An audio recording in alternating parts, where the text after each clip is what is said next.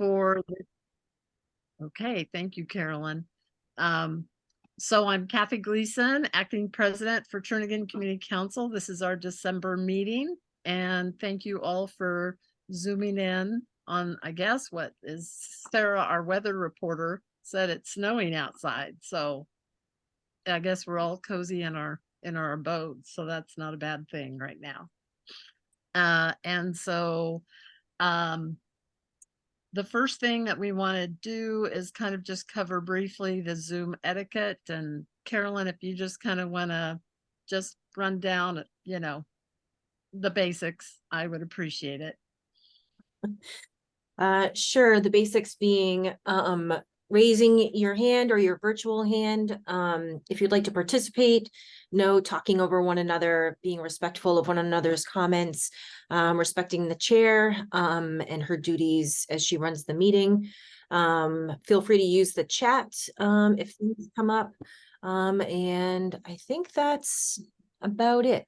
We're recording the meeting, of course, but yeah, I think that's it. Yeah, thank you so much, Carolyn. I appreciate it. Okay, and Carolyn is our treasurer for 2023. And let's see, do we have any other board members attending for 2023? I don't believe we do. Hopefully Stephanie will join us shortly. And unfortunately, Ariel Wiggin has not been an active board member for quite some time. But so let's see. If I could have a motion to approve the agenda and a second, I would appreciate it. Move to approve the agenda. I'll second. Thanks, John. Thanks, Carolyn. What got sent out is mostly representative of what we're going to be talking about. So just FYI, I heard from Anna Brawley, and she's going to probably be, a little bit late since I put that on the first thing under regular reports. She'll join us when she's available, maybe between 7:15 and 7:20. Also got an email from Matt's chief of staff, Senator Matt Clayman, and he'll be joining us a little bit late, which is all fine and good. So also I've added a few more things just under land use committee, and they're just basic announcements, but they fall under land use stuff, so I put them down there.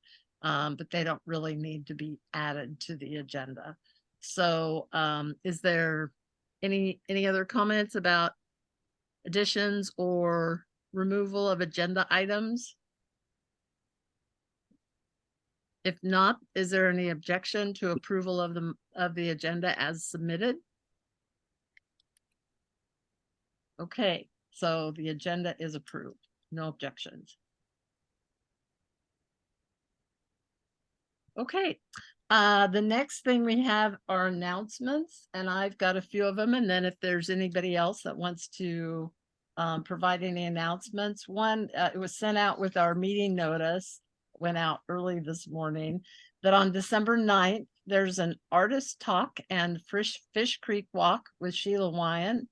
And it starts at Writer's Block Book, and then it'll there's going to be a walk along the Fish Creek Trail. So sounds kind of fun. Hopefully it'll be a nice day on the 9th. So that would be Saturday. So if anybody's interested in that, make sure you see your flyer, or I could have Carolyn screen share it if she's available to do that. But otherwise, that's one of our announcements. Let me put it over here. And also on Thursday, December 9th, there's a renewable energy legislation in Alaska event. It was postponed from November because of snow stuff. So it's going to be at King Street Brewing at 6 p.m. And it's sponsored by Alaska Common Ground for discussions with some Alaska legislators to discuss renewable energy legislation that might be coming up this next session. So that might be very interesting. And then got an email from Anchorage Park Foundation, and they are going to do challenge grants for 2024. And so I know we're going to be hearing later on about proposed work at Earthquake Park and those trails that we're looking forward to hearing from those guys. But the announcement for RFPs is coming up in January 21st.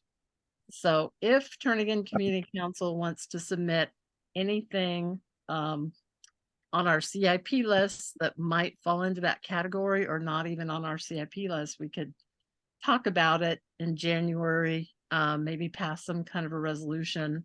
But just want to make sure people knew that they are going to do officially do grants next year, which is a real positive thing for all sorts of good stuff.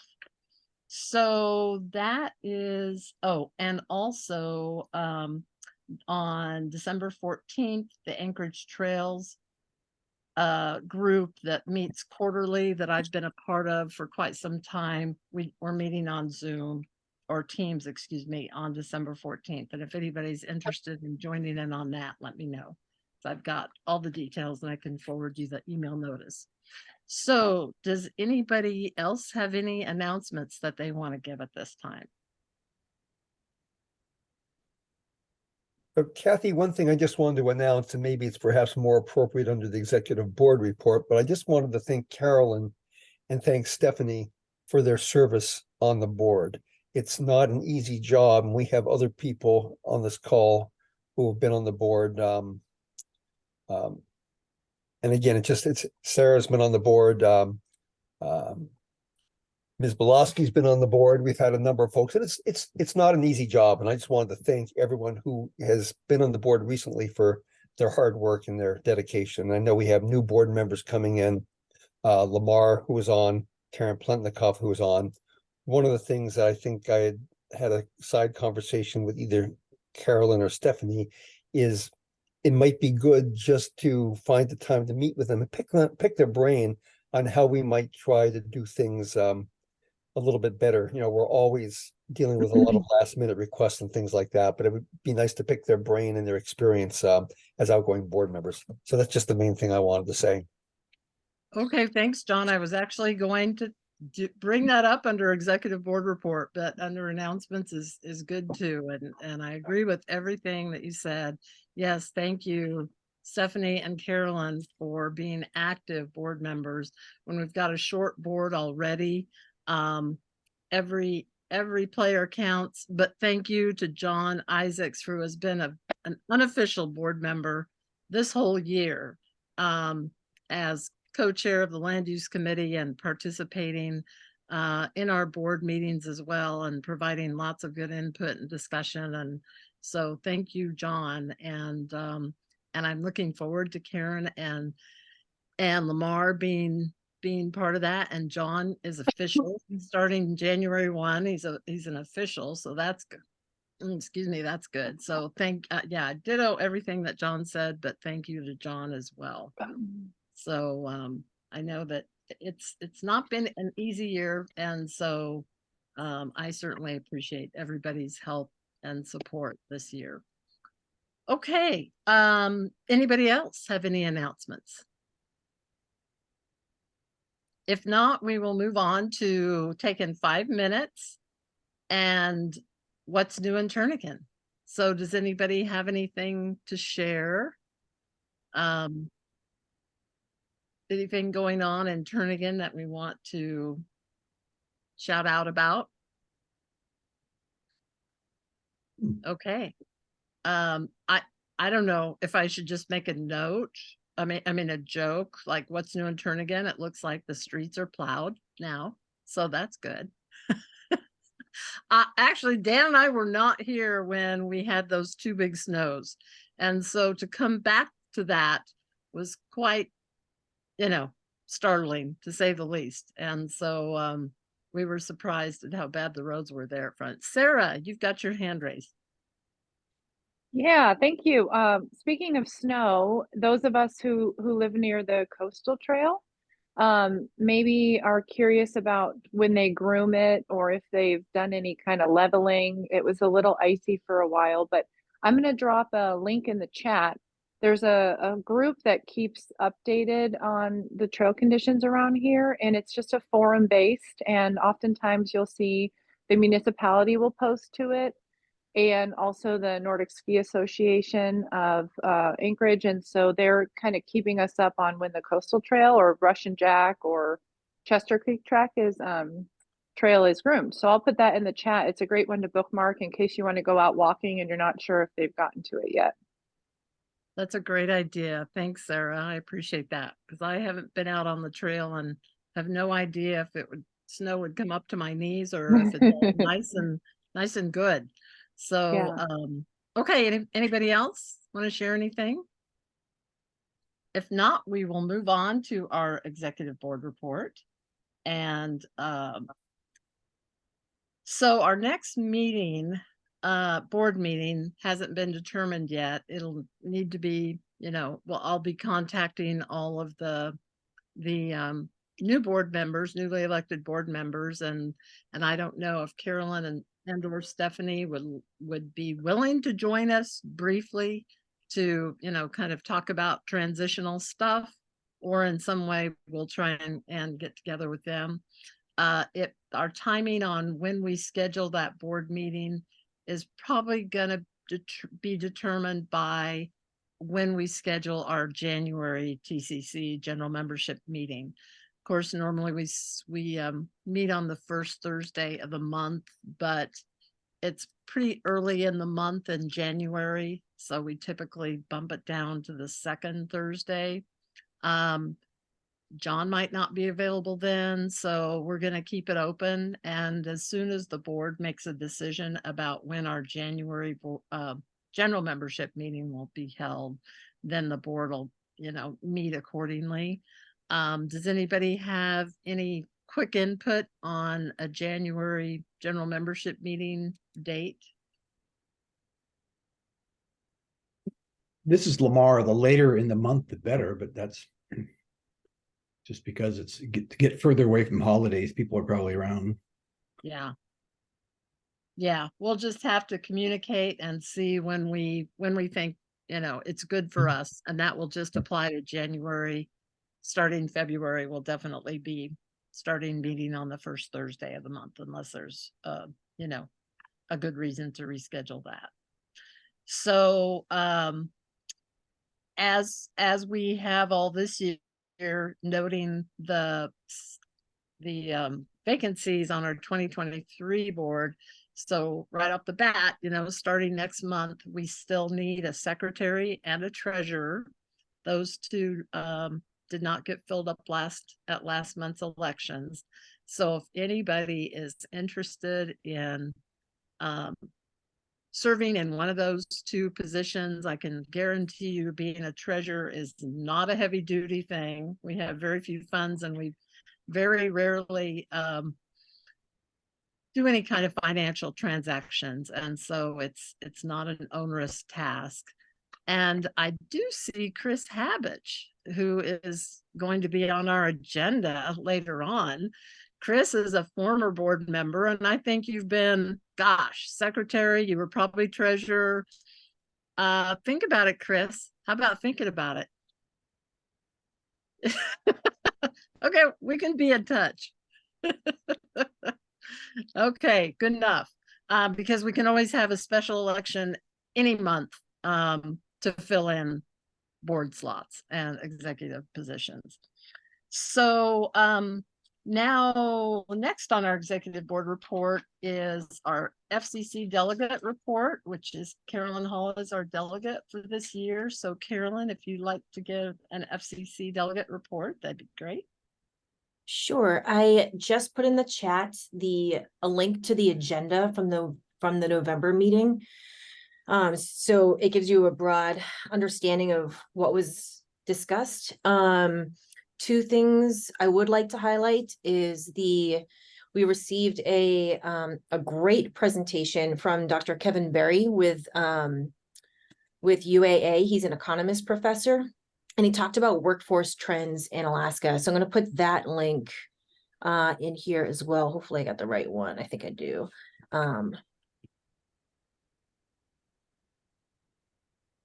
So there's the link to his presentation. It was an excellent presentation, learned a lot. And so I highly encourage folks to go through there and kind of browse through the data. And then the other item that I'd like to just bring up is that the budget was approved by the Assembly at the November 19th, I think it was the 19th Assembly meeting. And so we're waiting for next steps. We're gonna move forward with our municipal agreement with the clerk's office, and we'll have more information to come. But that is what I have. Happy to answer any questions if there are any. Hey, any questions for Carolyn? I guess I have one. So in the end, what was the amount that the Assembly approved? Let me pull that up because I don't want to misspeak. So we requested an increase so that we can have an executive director level position as a staff member for the FCC. And so that increased our budget. So our total budget, and I need to go back and make sure that this is the final number that was approved. Pretty sure it is, but the total budget that was requested was for 193,000. And that's to reflect, as I mentioned, quite a significant increase because we've had 2 part-time employees in the past, and we want to have, like I said, a director level position with a financial acumen experience and executive leadership experience to be able to carry the FCC onto its next phase. Okay, great. And does that still include a second part-time position? You know, that is to be determined. That is to be determined. Yeah. Okay, so when they approved the budget, you didn't have So- to have a line item. So Okay, there is, I will say that the intent behind it is for there to be a single position. oh,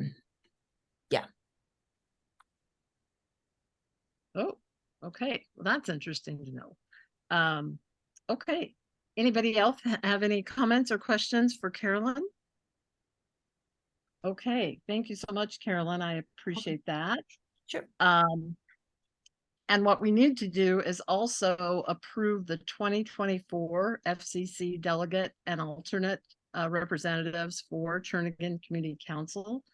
And so I'd like to put my name forward for resuming my previous role as the TCC delegate. The good news that was made very clear during last year's FCC elections was executive board elections is that the people from councils that serve in those positions do not have to be the council representative. And Carolyn was elected, not only, we decided on her as being TCC's representative this year, but also she was elected treasurer for FCC. And their election cycle goes, is it from June to the following May or something like that? The term starts in July. July. So July to June. And Carolyn's done a great job from what I understand and playing and her role of being treasurer for FCC, since there's been a lot of changes and discussion about budgets and the whole thing. And so but Carolyn will not be on the board of Turnagain Community Council next year.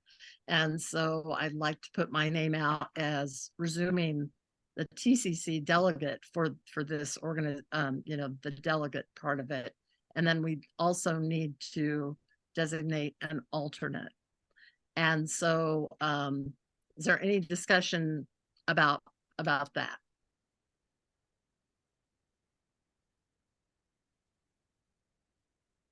Does anybody have any thoughts about that?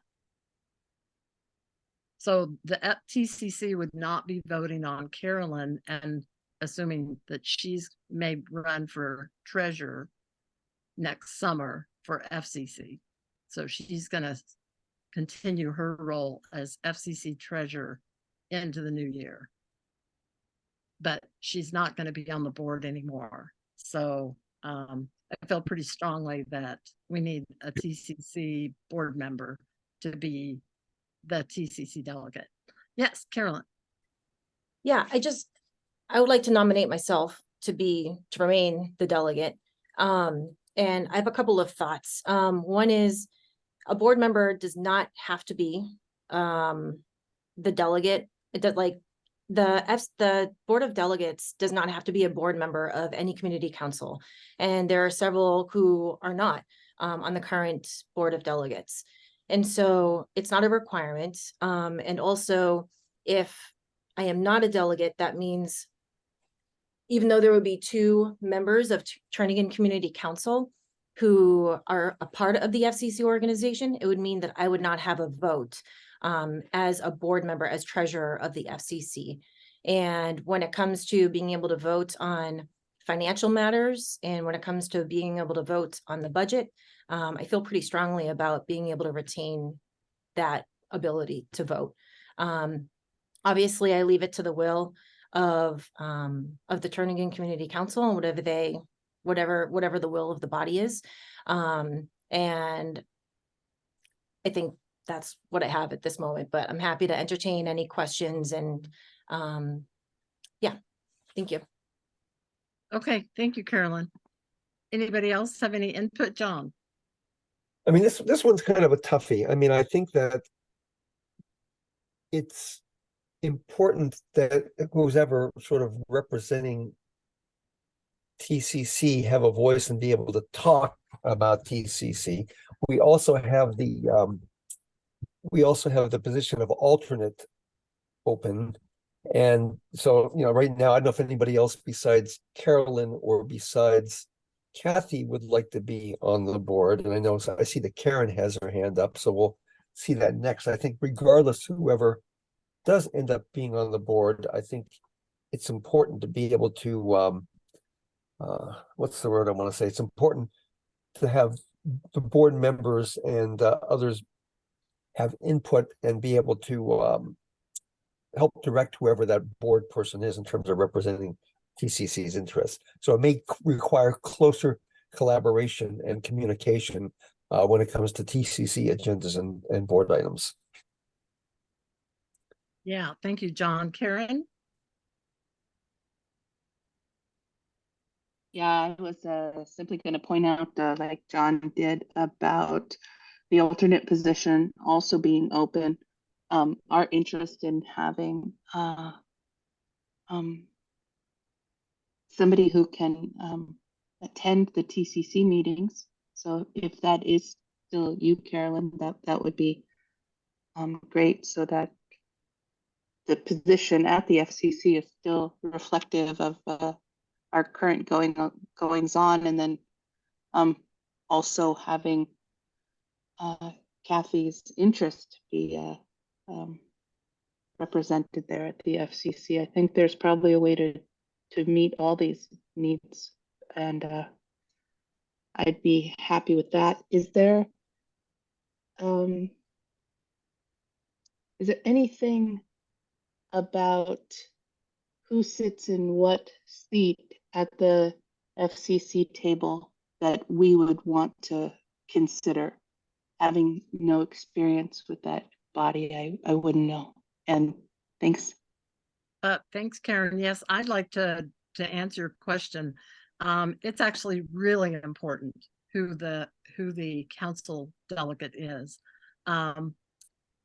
I attended via Zoom most. I may have missed a couple of them this year, FCC delegate meetings, but I'm not allowed to speak at all. As acting president, I was not allowed to speak. I was not allowed to ask questions. I was treated just as any public participant that can Zoom in on those meetings and listen in. And that was frustrating because I didn't have an opportunity to speak or ask questions on things that I felt were relevant. At the end of the meeting, there's always community council, delegate reporting on what's been going on. And at times I felt like TCC was not completely as well represented as far as bringing up things that were of pretty important concern to Turnagain Community Council. So that's probably the primary thing that if I, as president, I'll zoom in on all the meetings if I'm not the delegate, but I can't speak at all. And I really felt my hands were tied in representing the council as president and being about as informed as anybody on what's going on with the council that may be relevant to bring up at the delegate level. Sarah, you have your hand up.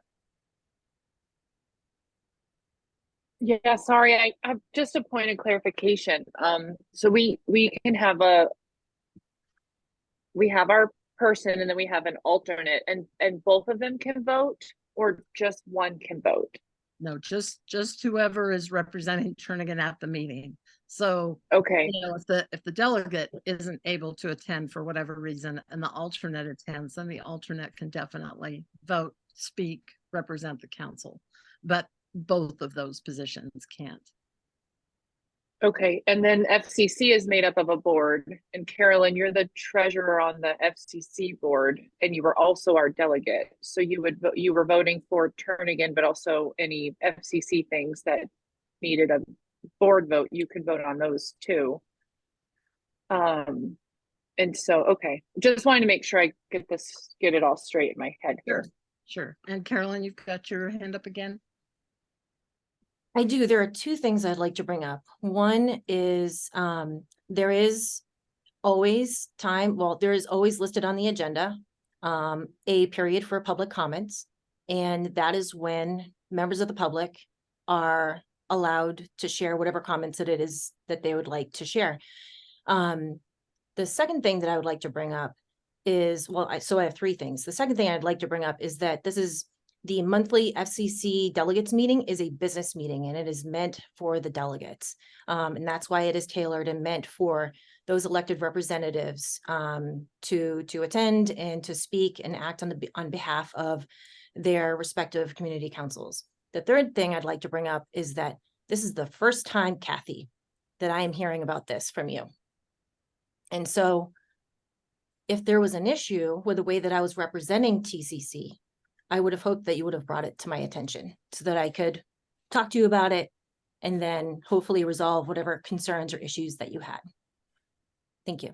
Well, and certainly, Carolyn, it wasn't anything that, oh my gosh, every meeting Carolyn's just doing.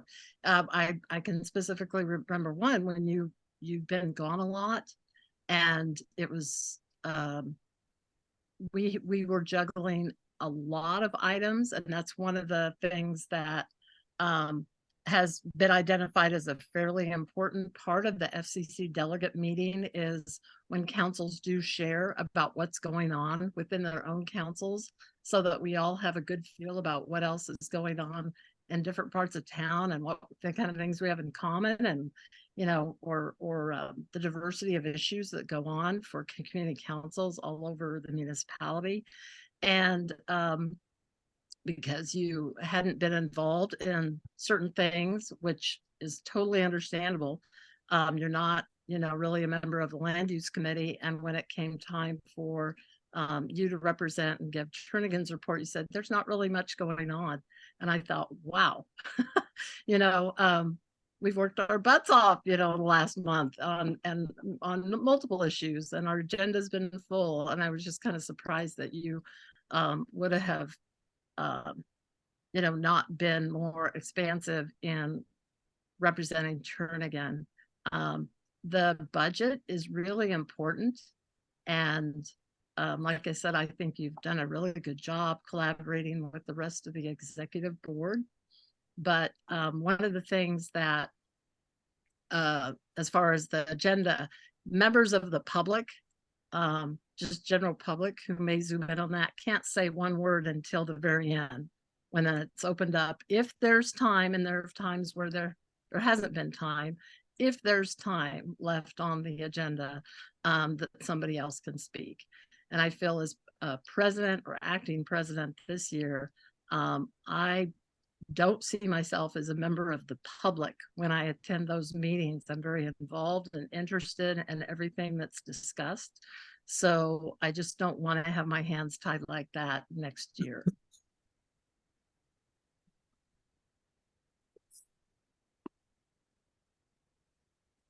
So is it, I still have my hand John? raised. Can't, Yeah. I have question. Well, I'd like to respond, but go ahead. yeah, and that's fine. Why don't I get to John and then back to you, Carolyn, and then you, Sarah. One thing I might say is, we have a number of potential organizations where we need a board representative. And I think historically those have been voted on by the board. For example, I'm on the planning advisory committee for the airport master plan. And being on the land use committee, I'm also not interested in taking on more responsibilities, but it might be good to put together a list of all the things where we need to represent ourselves and then look at how we share the load so there's not too much burden being placed on one person. The other thing that I've thought about is that, while at those meetings, airport meetings, I try to represent Turnagain Community Council. It strikes me that we need to have perhaps a better way of allowing input from TCC members to those board representatives so that we're kind of representing a range of, I guess, a range of ideas and opinions as compared to, our own perspective. And, I would certainly be guilty of not thinking about that beforehand for the airport advisory committee. So I guess one question I have is, do we need to make a decision today, and can we pull together a list of all the different things? AMATs might be another example. Are there other things out there? We know we need to have a TCC representative and look at how we spread that load. So just a thought. Okay, Carolyn. Thanks. Couple things. One item, and I should be writing these down because I'm probably going to forget, but one item is, because there are so many community councils, we are limited to 1 minute, a 1 minute report from every delegate. And that is why I try to keep my comments as brief as possible. And I try to stick to the highlights, and I'm not going to get into the weeds of the nitty gritty of all of the things that are going on here, because that's relevant to our community council. And I try to stick with whatever the big things are that are relevant to other community councils. It's just, we have 1 minute. I had 2 other points, but I didn't write them down. And so now I forget. But again, I like, oh, I remember, one of the other things I wanted to bring up is that even though I was unable to attend 2 or 3 meetings, Dan Gleason is the alternate, and he filled in for me. And from what I understand, he did a great job. And from the feedback that I received, people were very excited to hear a new voice from Turnagain. And people were very pleased to hear from Dan. And so there is just because I wasn't at 2 or 3 meetings doesn't mean that Turnagain Community Council was not represented, because it was. Thank you. Yeah, and I certainly, collaborated with Dan on things to bring up with Turnagain, which he accepted my help freely on more than one occasion. He asked me to. So thank you. Okay, who else do we have? Merle, you have your hand raised. Yes, I am. My input here is, Kathy, you are the president. Let somebody else do these other jobs. Let's spread the work around, and let's see if we can't get more people involved in the council. You're not taking up every position because you've got the time to do it. Maybe it's not the best way to do it. I've always thought that. So you're president, that should be sufficient. Thank you. Bye. Okay, thanks, Merle. Anybody else? Carolyn, one more time, and then we need to keep moving on about this. So Yes, I'm sorry to be sucking so much energy out of this Zoom room, but I think to Merle's very valid point, I would just like to point out that the notice with this agenda for tonight's meeting was sent less than 24 hours ago to the broader community council membership. And so I think, again, to Merle's point, when it comes to overloading whoever or whatever with work, spreading the wealth, I mean, why is it that the agenda was sent out at 12:30 or 1 o'clock in the morning last night, and the board didn't even see it before it was distributed? well, the answer to that was the board didn't have a chance to meet. Everybody had conflicts in November, so there wasn't a time when all of us could meet. So I just put everything together the way I could based on limited input from board members, and that's where it went down to the wire. So so just to address that I may be overloaded, I've always looked, I mean, like I said, I've zoomed in on these FCC delegate meetings, regardless of whether I was the TCC rep or not, ever since I became a board member on the community council. And I'll continue to do that. It doesn't take up any extra time. I don't have to prepare an agenda to participate in that. But I learn a lot from those meetings. And I also found it very helpful when I've served as president or acting president to be able to participate verbally and be part of the discussion and part of the dialogue. It's not just that 1 minute at the end of the meeting, council sharing, it's the ability to ask questions of presenters. When the mayor presented at the, I think it was October meeting, you know, about the snow plowing and stuff, and, you know, all this, or that would have been November, that I wanted to ask him a question, but of course I had no ability to do that. And so it's not just, I don't have to prepare for it. I'm going to participate in those anyway, but it's very helpful for the leadership of the community council to be able to dialogue and be an active part of the meeting of the FCC delegates. And the whole point of that group is to represent your council at those meetings. And so I just feel like that's something that I would really appreciate. I felt like my hands were tied so much not being able to do that last year. And I would still love to have Carolyn as part of that whole effort, but especially not being a board member, then I think that I would better serve the council at these meetings. But it doesn't take up any more of my time to participate in them. And so I've always loved attending those. I get to know and dialogue with other council representation. It's been a really valuable thing for me to be an active participant in the group. So, Merle, you still have your hand up. Is that another question? I have my hand up. Kathy, that's the point of order. You're blathering on about this, but you're supposed to be running the meeting. If you're going to do what you're doing, you need to turn the meeting over to somebody else to run while you do your testimonies and let everybody else have the same chance at it. Bye. Okay, thank you, Merle. Is there anybody else that would like to say, who hasn't spoken yet, say anything? Okay, so there was a recommendation or a suggestion by John to not make a decision about this tonight. And we could do it depending on when we have our January meeting. You know, we certainly could leave it. We'd want to make a decision about that before the January delegate meeting, and that would be on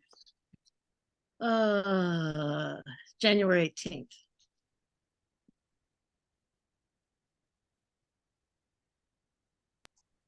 And Kathy, point of order, was there a motion on the ground? Is there a motion before us to do something here? No, not yet. So Kathy, if you like, I could make a motion to postpone choosing our delegate till our next meeting in January, and that will give us a time to see what other positions we need to have representatives on and how we spread the load to make sure that we're acting efficiently and we're not putting too much burden on one or two people. So if you like, I would move that we do not take action tonight on filling the TCC, or excuse me, the FCC board position until the chance to have the board members and others look at what are the total representation of TCC we need to serve, and then figure out who will fill what positions. Okay. I'll do you second have a that. I'll second. Oh, Oh, Burl, I got you down as Burl. a second. Okay, is there any discussion to the motion? Kathleen, Hi, thank you, Kathy. I was just looking at my calendar and did someone say that the FCC meeting is on the 18th of January? I believe so. Yes, it's on the third Thursday of the month, and that is What, the 18th. third Wednesday, so it'd be the Excuse 17th. me. Thank you. The 17th. The Okay, so third if- Wednesday of the month is the 17th. Okay, so if we delayed our meeting to the 11th of January, Thursday, the 11th, that would give everybody, time to catch their breath after the holidays, and it would also give us time to select a delegate before the January 17th meeting. Thank you. Yes, thank you, Kathleen. Anybody else have anything to say? Is that a move to move it to the 11th? I would second that if you move it. Well, the motion is to postpone choosing the FCC delegate for Turnigan until our next meeting, and that meeting date has not been decided yet. The board will decide that. So, Not But if we decide here as a body. okay. The move is to postpone choosing the FCC delegate for Turnigan until our next meeting, which is in January. Madam President, if the mover wants to amend their motion to say a next meeting date, is that possible? I apologize for my lack of knowing the rules well enough. I would be fine to amend my motion to have the next meeting date on the 11th. I will probably have to call in, so I won't be in town, but I think it's important to have that decision made before the TCC or the FCC meeting. So I would amend my motion to postpone identifying the FCC delegate until our next TCC Hello? meeting, which would be on the 11th of January. Yeah, hi. I'll second that. Can't seem to make the link work for TCC. Sorry, Okay. excuse me. Dan, on. Dan, can you mute yourself? Thank you. I apologize. Okay, so, friendly amendment, John is accepting to go ahead and include in his motion that we have our TCC January meeting on the 11th. And does Merle second? Do you agree to that? Yeah, Yes? so agreed with, yes. Okay, all right. Any more discussion? If not, let's go ahead and vote. So all in favor of the motion to postpone selecting the TCC FCC delegate representative until our January meeting, which will hold on the second Thursday of January, which is January 11th. Please raise your hand. Okay, let's see. Let me get my hand up here. There we go. Okay. 1, 2, 3, 4, 5, 6, 7, 8, 9, 10, 11, 12, 13, 14, 15, 16. I've got 16 yes. Is there anybody opposed to the motion? And everybody who voted yes, please lower your hand. John, are you, or no, I guess I didn't get Marnie's, so that would be 17. If Marnie is voting as well, is Marnie voting yes? John, Family secret. is Marnie voting or not? Yes, she is. And yes, sorry. Okay, so that would be a 17 people. Yeah. Is there anybody opposed? Okay, that motion passes and we will put that on our agenda for our January 11th meeting. Okay, moving on. So I just have a very brief quasi update for the Laneri Park public naming panel process that we're going through now, that's going on multi-year at this point, is because the Parks and Recreation Advisory Commission, when they met last fall to give their approval of the naming items, they only approved the 2 diamonds and the Memorial Garden naming. They did not feel like the Hendrickson tennis court should be officially named because the donation that they made was for maintenance and upgrades, which is going to be a continual thing throughout time, that somebody else may step up and want to provide money for that tennis court as well. So the naming committee, the 4 of us that were appointed on the naming committee, we just have to revise our letter that we'll submit to the assembly, so that then it can be put on the agenda, assembly agenda, no indication of when that may be, to make everything formal. So that's the next step for the naming panel, is just an amendment to what we're submitting to the assembly. And we're going to be doing that probably tomorrow. So, and then we'll just wait to see when it gets on the assembly's agenda. I know they've had a lot of items on their agenda, but hopefully it would happen sooner rather than later, since this has been a long drawn out process. So that's just an update on that. Does anybody else on the executive board have anything they'd like to put under this agenda item? Okay, if not, then we will move on to our regular reports. And let's see, who all do we have available at this point? I don't see Anna yet. She did indicate that she would be joining us a little bit later. Matt Clayman, you are with us now. So Matt, I'll go ahead and let you provide us with the legislative report. Thanks, Kathy. Again,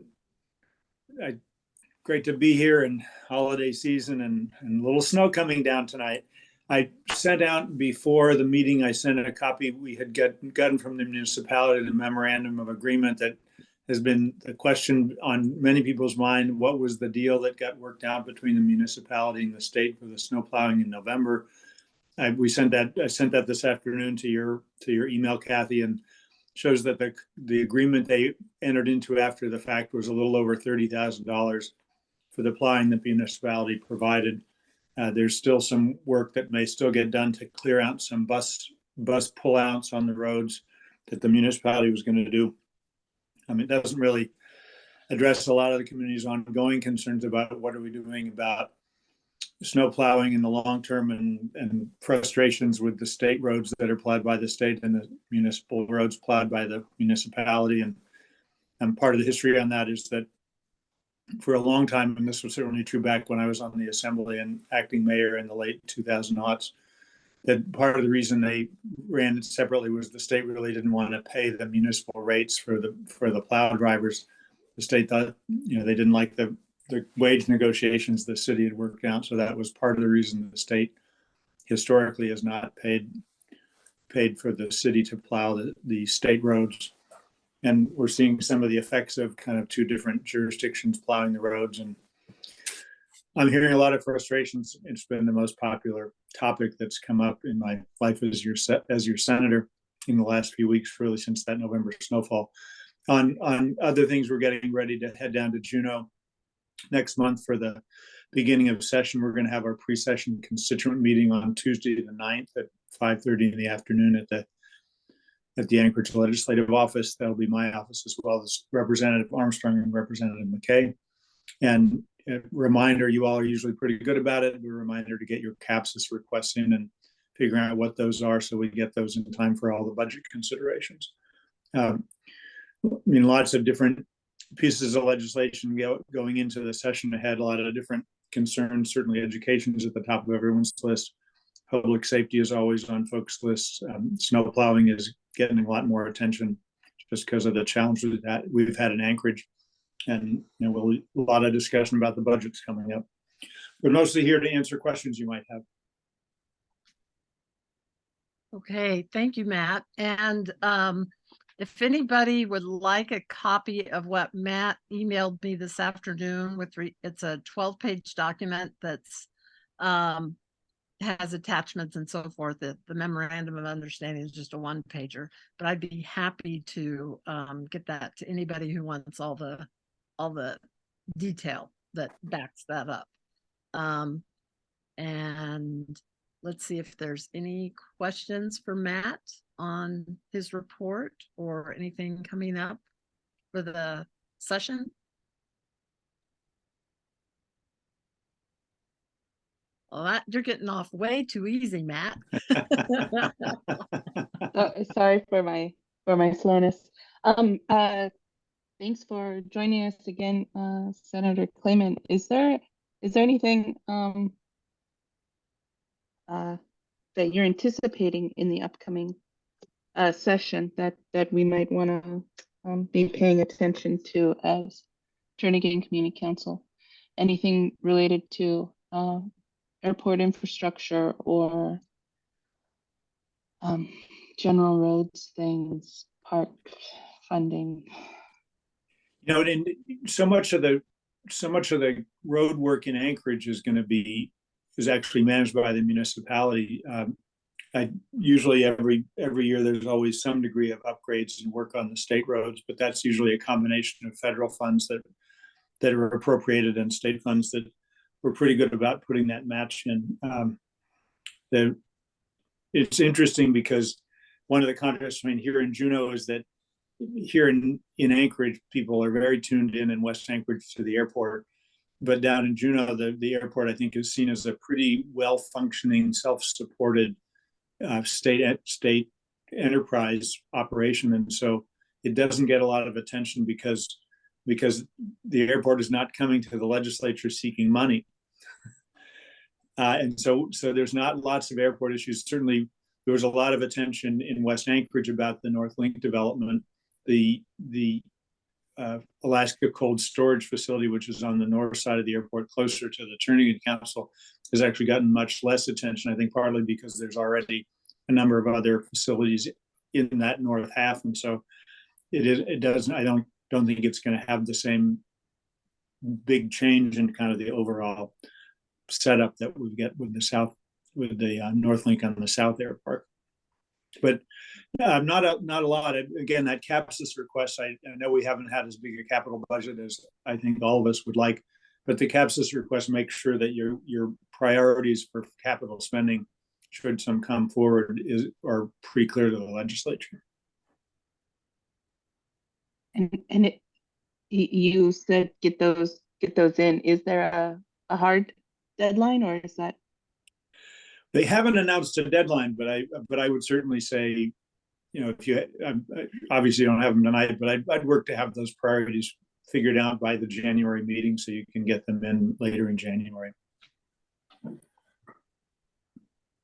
And last thing, does it look like a good year financially? The price of oil is always an impact. I was listening to the oil prices today. There was a couple of months ago, it was a bit higher, but now I think it's in the low 70s. And so we'll certainly have challenges. And I think part of the challenge is that I think my general sense, especially in West Anchorage, is there's a real support for trying to get more money into education funding. That we actually did a pretty good job with the budget, and then the governor made some line item vetoes that really reduced that. And so I think that dynamic is going to continue to be present. The governor, who may not be as supportive of education as our community is, and I think there's a lot of support in the Senate, bipartisan majority, and I think the House is a little more of a lot more varied opinions in the House on that. Okay, thank you, Karen. Does anybody else have any questions for Matt? Kathy, you had something on the agenda, which was sort of the follow-up on the Airport Airlines Affairs Committee. And I know that Merle had made a request through Matt to look at what were the Open Meetings Act requirements regarding the airport's, I think, airlines user group. And Matt, you did send an email out. You might just want to talk about that quickly. It probably doesn't completely address Merle's concerns, but you did look into it and you did get an answer from the state. Yeah, and I'm gonna, if I could just briefly interrupt you, an excellent follow-up, John, but just to follow up on the CAPSIS and our priorities, Turning Community Council has already voted on our CIP list as far as our project priorities. We do that every June and submit it. And so we've already done that for, you know, major capital improvement projects, both Parks and Rec and roads and drainage. So Matt, I can certainly forward that to you as a reminder that we've actually already identified our priorities for this year.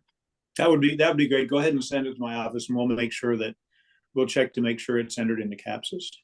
Okay, great. And so I apologize for the interruption, but yeah, if you want to follow up with John's, what he brought up with regards to the so John, thanks for asking about that. I did get a memorandum from the Department of Law that articulates the state's position and for that matter the airport's position, that meeting with the Airline Affairs Committee is not subject to the Open Meetings Act because they are private enterprises and they're not subject to the State Open Meetings Act, which only involves meetings of state entities. I know Merle doesn't agree with that analysis, and because he's been pretty articulate, but that's the position that the Attorney General's office has taken. And the other thing I would just say, I've talked with Alaska Airlines, and it's my general understanding that agreements like this and committees like this pretty much exist at all the large airports that the major airlines fly into because they need that working relationship.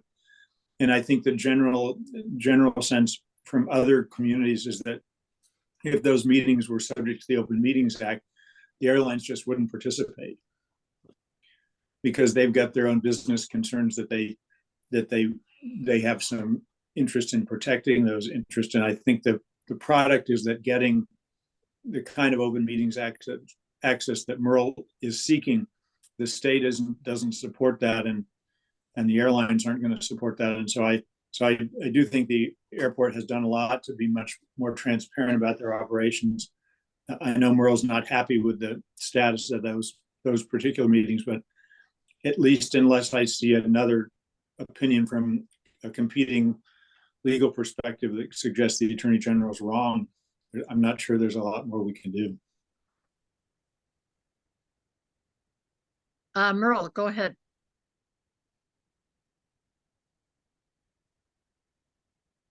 Merle, would you like to follow up with that, of what Matt said? Excuse me, yeah, I'll just make a comment here. Matt, you already know that, well, I gave you a legal brief on that before, which essentially says that these guys cannot do that. And no matter what they call it, they can't get around not making those meetings public, noticing them, and so that the public is aware of what they are transpiring. I'd like to also, those of you that are listening, remember that what he's talking about is the state of Alaska gave the airlines gave the airlines a contract whereby they get to veto or vote on all funds, state funds that are expended at the airport for projects. And that includes Lake Hood, which is not even represented in those things. So anyway, it's a contract between they have entered into a contract between the DOT and these consortium airlines. And they can call it whatever they want, the Public Meetings Act, they don't get around by doing that. To the other statement that Matt made, there are other places like Seattle, Tacoma, and those places that have a similar contract. However, that whole process would come before they have a board which regulates all their airports and everything down there. So when they do that, the general public are aware that these contracts are being made. Whether or not you get to have any input in them at the time, that's a different question. But you have a right under the Public Meetings Act to know about them, know what they're doing. Thank you very much.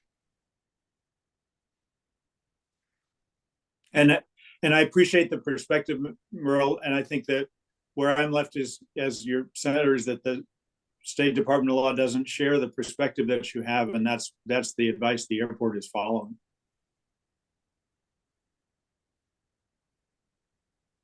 Okay. And I thoroughly understand, and I read the guy's letter. It's evident that he did not, whoever did this, did not read the agreement, the 98-page agreement between the airport and the airlines. He did not read the whole thing, and he did not see the clauses in there, which gave them the right, which gave the airport the right to veto funds that being expended at the airport if they did not like those projects. Thank you. Bye.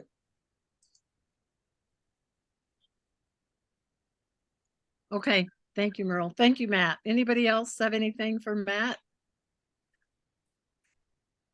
Okay. Thank you so much, Matt. We appreciate Thank you, and happy holidays to everybody. Happy holidays to you as well, and everybody attending, definitely. And we look forward to your constituent meeting before you head down to Juneau. And you said that was January 9th, I believe. That's right. A Tuesday night. There will be no community council conflicts. There might be an assembly conflict, but no community council conflicts. Okay, thanks a lot. Okay, now I see we have Anna, our assembly representative, with us. She has joined us. So Anna, would you like to provide an assembly report? Yeah, happy to do that. And I'll try to keep it brief. As you all know, there's always a lot going on. So I'll cover a few things and then I can answer questions. So I'm going to talk about 4 things. One is this week we've been Anchorage has been host to the Alaska Municipal League. So they have their annual conference here every year in Anchorage. So it's been fun for me to participate as a first-time member, just meeting folks all across the state, seeing folks that I actually know from past projects. And so it's, elected officials, city attorneys, municipal managers, a lot of the folks who are really involved in running cities. So it's just a cool event. So for anybody who's a city nerd, consider going next year. But that's a really important part of our participating in kind of the bigger picture at the state level. Second thing is a big update on our budget. So since I talked to you guys last, we not only passed our budget, but we were successful in overriding the mayor's vetoes of several items. So that feels good because I know we worked hard on amendments. We wanted to make sure that we're fully funding government so that it works, and also making space for some really important priorities like continuing to work on housing issues and things like that. So I'm happy to share more details in writing if folks have questions about real specific things in the budget, but just a couple to focus that you guys might be interested in. One is, like I mentioned, the housing work. So we're really anticipating doing a lot more work there, and not only working on the policy side, but also continuing to engage the community. So thank you everybody who participated in our housing summit and any of the other kind of events around Housing Action Week. So we're looking forward to continuing that, as well as continuing to focus on big issues like transportation, making sure that it's safe for folks to walk and bike and drive and take the bus, and however you get around town. There's lots of room for improvement there. A couple other items, though, we were also able to increase the funding support for the Federation of Community Councils. And that is certainly important because the FCC has a tiny staff, but is really the backbone of every community council, getting those emails out there, providing a place to meet. And so big shout out to Carolyn, who I know has been really involved on the FCC board and really helped kind of advocate for making sure that we can get a good new director in who's got their work cut out for him to get things organized and really make some improvements. So happy to support that one. Also, I'll mention we did pass our capital budget. So I just want to note, because this is an important thing for councils. So we have in our budget process, we're approving the budget for 2024. A lot of the focus and discussion has been on the operating budget, how we pay for our services. But it's also important to remember that we have a capital budget for those projects. I know you guys were just talking about CAPSIS at the state level. And really that's what we determine goes on the bond every year. So a lot of our local funding goes there. So just to say, we passed the budget, we're ready to go for 2024, but the discussion about the bond and capital projects isn't done. And we'll take that up again in January, because the last meeting in January is the deadline for what goes on the ballot for April 2024. So I did take a look at all of the community council's priorities and made sure that as far as I know, projects that were in the budget last year for 2024 were still in the budget for 2024. I know there's been some moving around of like, for example, park projects on the east side seem to drop off every year. So luckily didn't see anything drop off the list. But again, if there's something missing or there's other projects that we want to get in there, whether it's for next year or a future year, there's still opportunity to do that. And I think I'll stop there on the budget and move on to the next one. Another thing that we funded in the budget was more money for snow plowing and winter maintenance. Specifically, the assembly really supported keeping our staff well paid, making sure that they're competitive. We know we lost folks to the airport, because they needed staff too, and they raised their pay. So we put forward an amendment that is basically bonus pay, or we're calling mission critical pay. So we're just waiting for the administration to take that up. We heard that they would be negotiating with our operators, the union that is the heavy snowplow equipment. But we also recognize that we could certainly do a better job as a city plowing the roads. So yesterday there was a special committee meeting where we got to talk to the administration as well as talking to state DOT. Really, they did a good debrief of what they did well, what they didn't do well. I think we all kind of know what they didn't do well, but really looking ahead to improvement. So we had a lot of hard questions. I had questions not just for our local folks, but also at the state level. What resources do you need to make sure that the state roads in Anchorage are actually plowed when people expect and consistently? So that's something we'll continue to talk about. The last thing I'll mention, as I said, is housing. So we had our housing summit and housing action week last month. We are working on a housing strategic plan. So we're going to have a work session tomorrow and then hopefully take that up at our last meeting of the year, which is Tuesday the 19th. And I'll just explain really briefly the housing strategic plan that we're working on. I know there's a lot of plans. We have a comprehensive plan, a land use plan. This doesn't replace those things.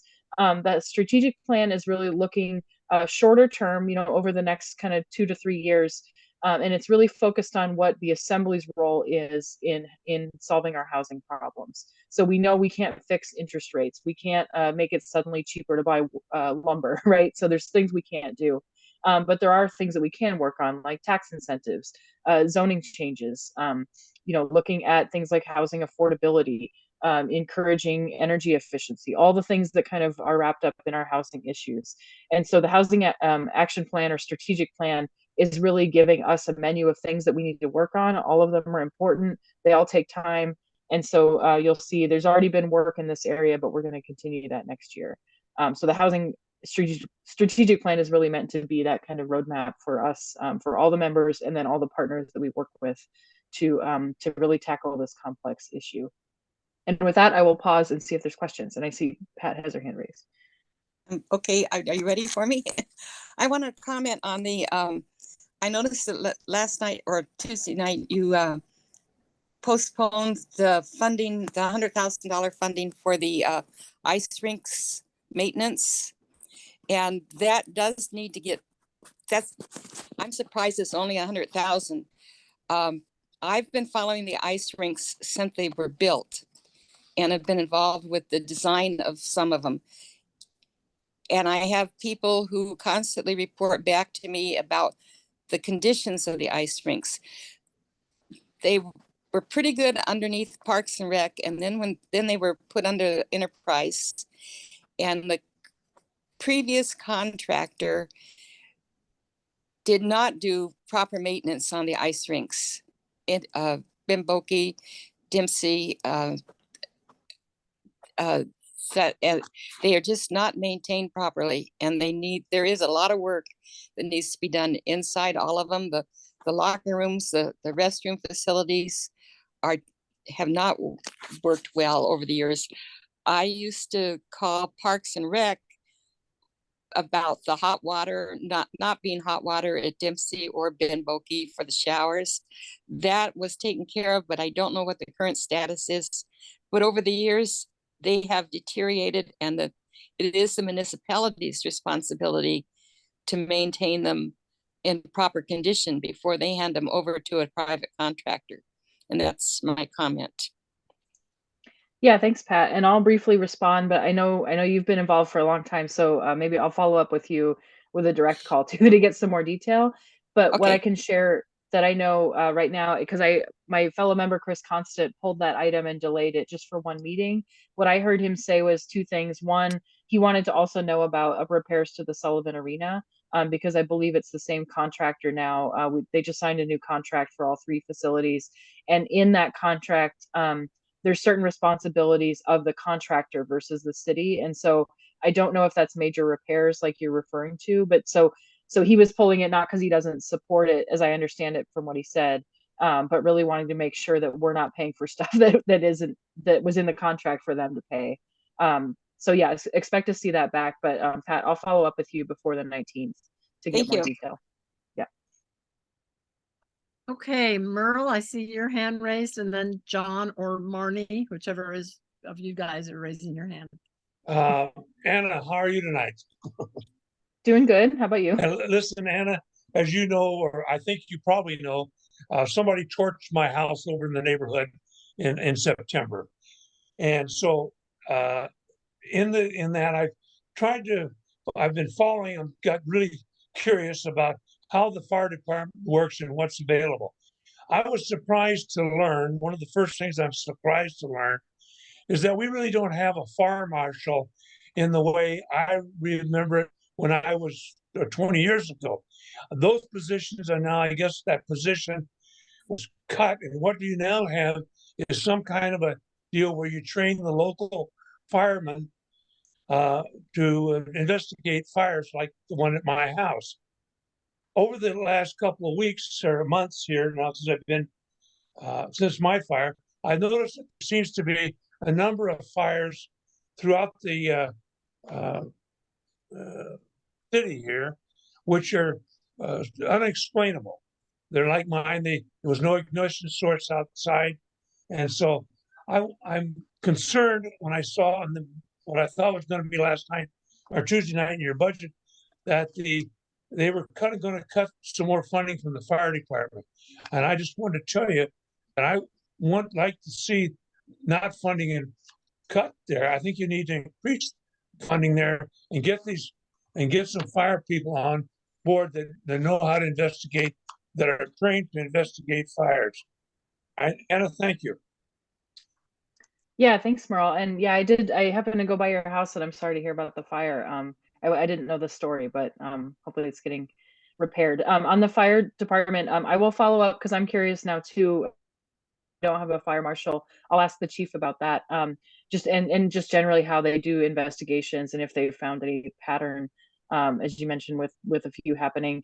And on the funding, yeah, we certainly did not want to cut the fire department. And I know what was on the table was really the mobile crisis team, which is a mental health first response team. Right now it's funded by the alcohol tax. There was some confusion about the funding sources, but just to be really clear, part of the reason we moved it out of alcohol tax is because part of the fire department, more than fires now, they actually respond to emergency medical issues, right? So the ambulances, or not ambulance, but the EMS that goes out. And so that's actually the majority of the work they do. And part of that is they are able to bill Medicaid and get reimbursed. And so we get, as a city, a certain amount of Medicaid funding back every year. And so what we're actually going to be using to fund the mobile crisis team on a permanent basis is some of that Medicaid reimbursement, because we get between, they budget for 10 million, but we get sometimes up to 20 million a year. So it's a fair amount, way more than we need just for mobile crisis. And long term, my colleague Meg Zalatel, she's really leading on this. The idea is to make sure that that funding that comes from the activities of the fire department goes back to the fire department, because it can also it could fund more staff, it could fund replacement of equipment, things like that. And so it's a really great resource, and of course they earn that money. And so rather than just putting it in savings, on top of what we already put in savings, we felt like that's a good move, and again, to keep funding our fire department. And one more thing on that, just to let you know, yesterday I went to Lowe's on Tudor Road. I was going to pick up something, and I went in there and I said, "Where's your electric carts?" And they said, they've all been stolen. I said, "Who stole your electric cart?" Said the homeless. And I think if you don't get whoever started the fire at my house, we think might have been homeless. We do not know, but this homeless thing has got to be resolved. And you're going to have a hard time if these businesses are getting all their stuff stolen, like these electric carts. I'm getting changed. My view is changing on this homeless situation and what we should be doing about it. Also, thank you, Al. Yeah, thanks. Yeah, and I hear your frustration. And I know it's hard because we've seen an uptick in thefts and things like that. So yeah, that's something we're going to keep watching. Okay, thanks. John or Marnie, you've got your hand raised. Yeah, Anna, thanks for the hard work on housing. That was a great housing workshop that you guys held at UAA. I just have two quick questions. I was not able to get my comments together before the deadline of the 4th. Can I still put some together and submit it to you? It looked like you've frozen, just as you're answering.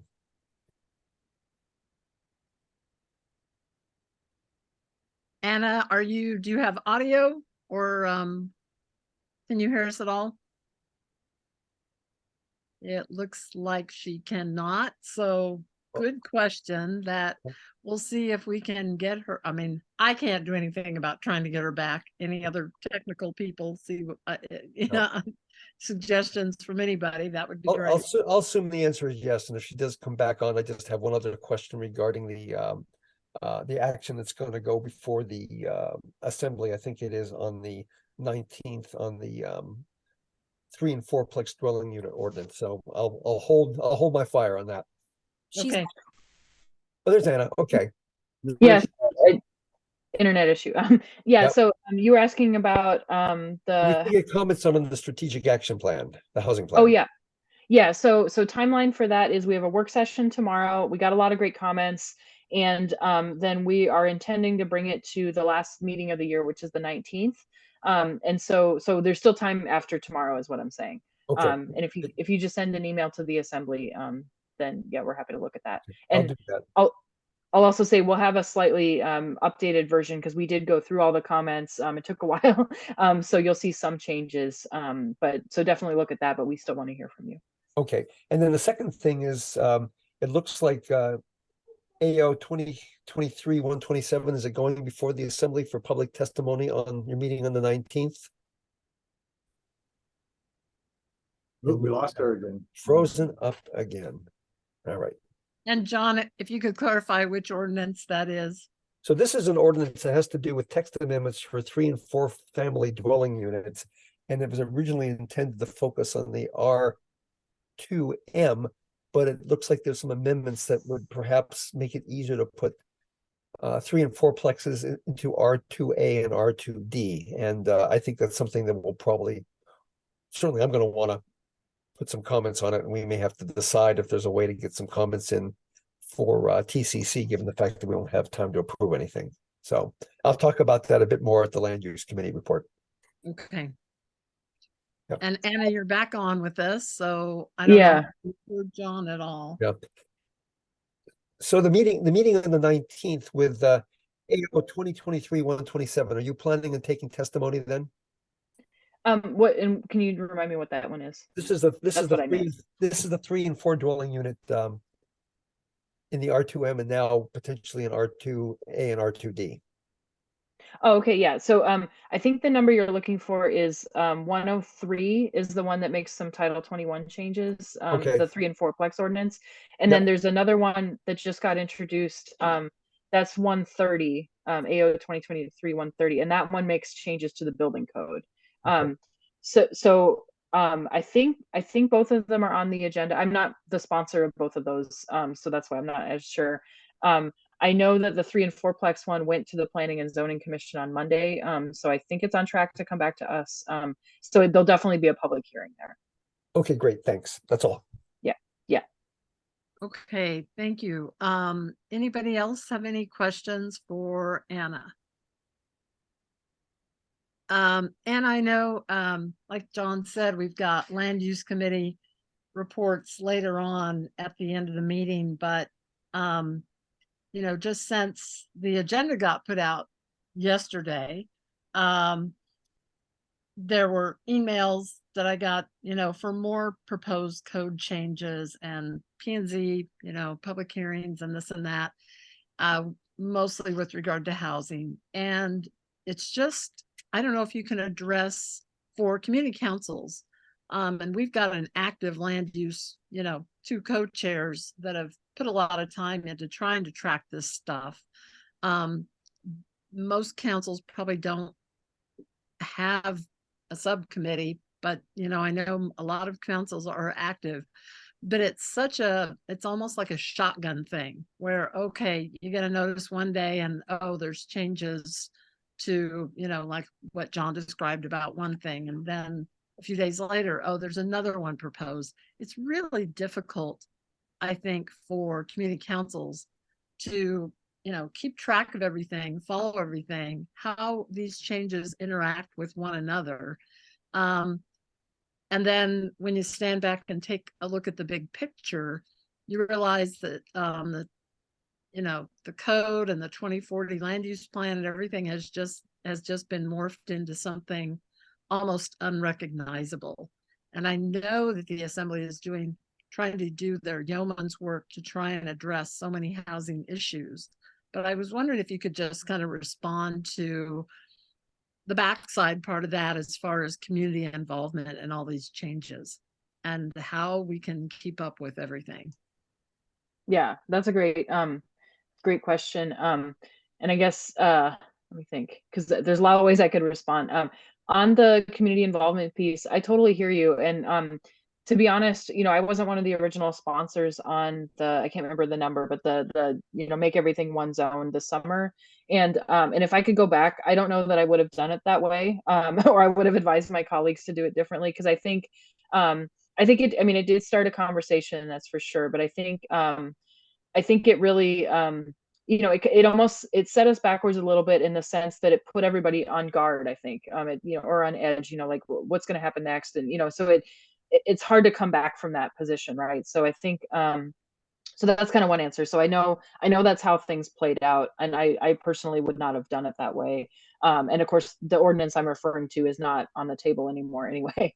And I think partly, you know, recognizing that I am a sponsor on the home initiative, which is proposing, you know, simplifying our residential zoning, making fewer zones. And then there's still a lot of work to be done as far as what the details are. And so I am glad, and part of the reason I signed on to it is because that has been referred to the Planning and Zoning Commission in March of 2024. And then in theory, it comes back to the Assembly in June 2024. And so in between times, there's going to be work on what those details look like. And so I intend to be very active in that. You know, we'll have a working group of folks from the planning department, the sponsors, and others.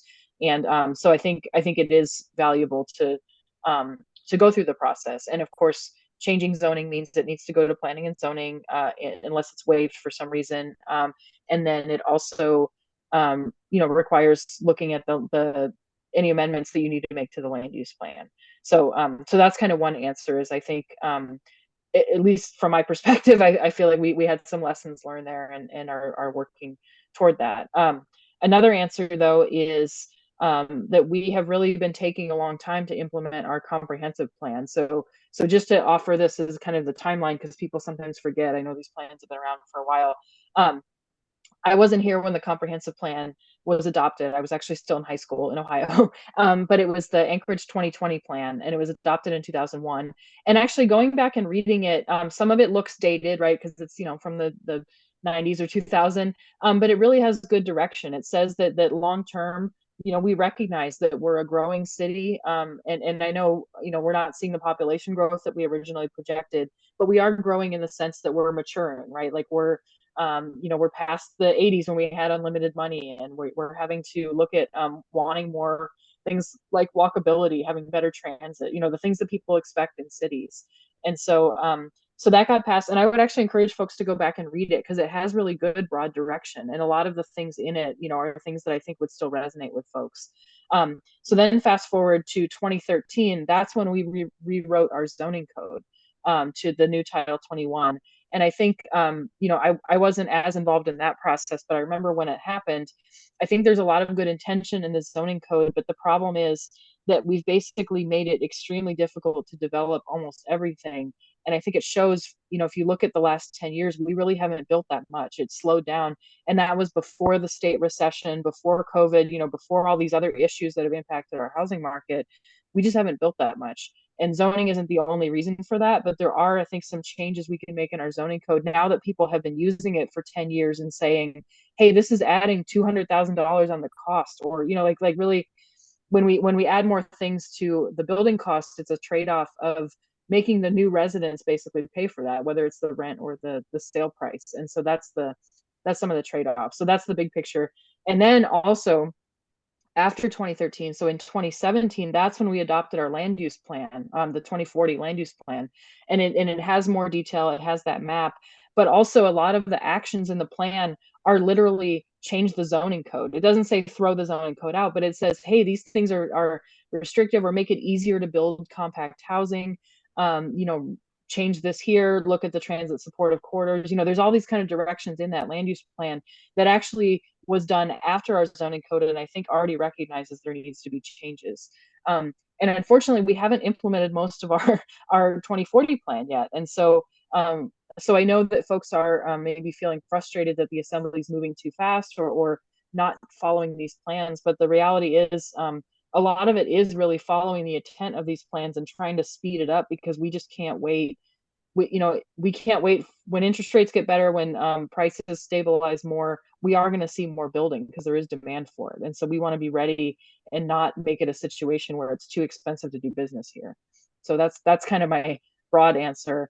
And then on these individual ordinances, I think that is good feedback to give to the sponsors, because I don't have control over the timeline for this particular ordinance. I know they spent many months working on this before it even came to the assembly as a public document.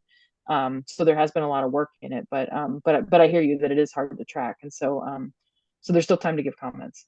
Yeah, well, thanks, Anna. And I think you know, looking into the next year as far as how we integrate FCC delegate and take advantage of council representation at those monthly meetings, and maybe use the FCC delegate monthly meetings as perhaps a standing line item for an assembly person to, you know, focus on. These are the ordinances we're working on now as far as code changes and implementation of major plans.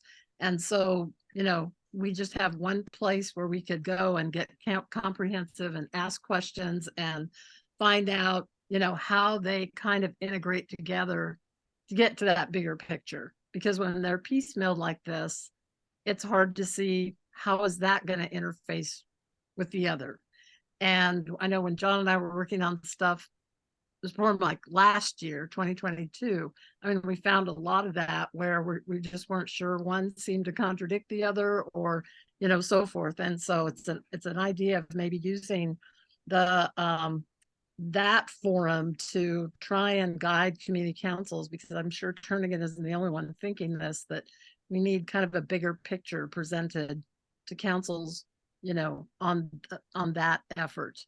And that would be a good way to reach a lot of councils in one area, as long as there's, you know, open for questions and so forth.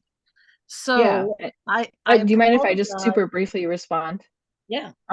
Yeah, I'll say two things. One, that's a good idea. I'm going to bring that back.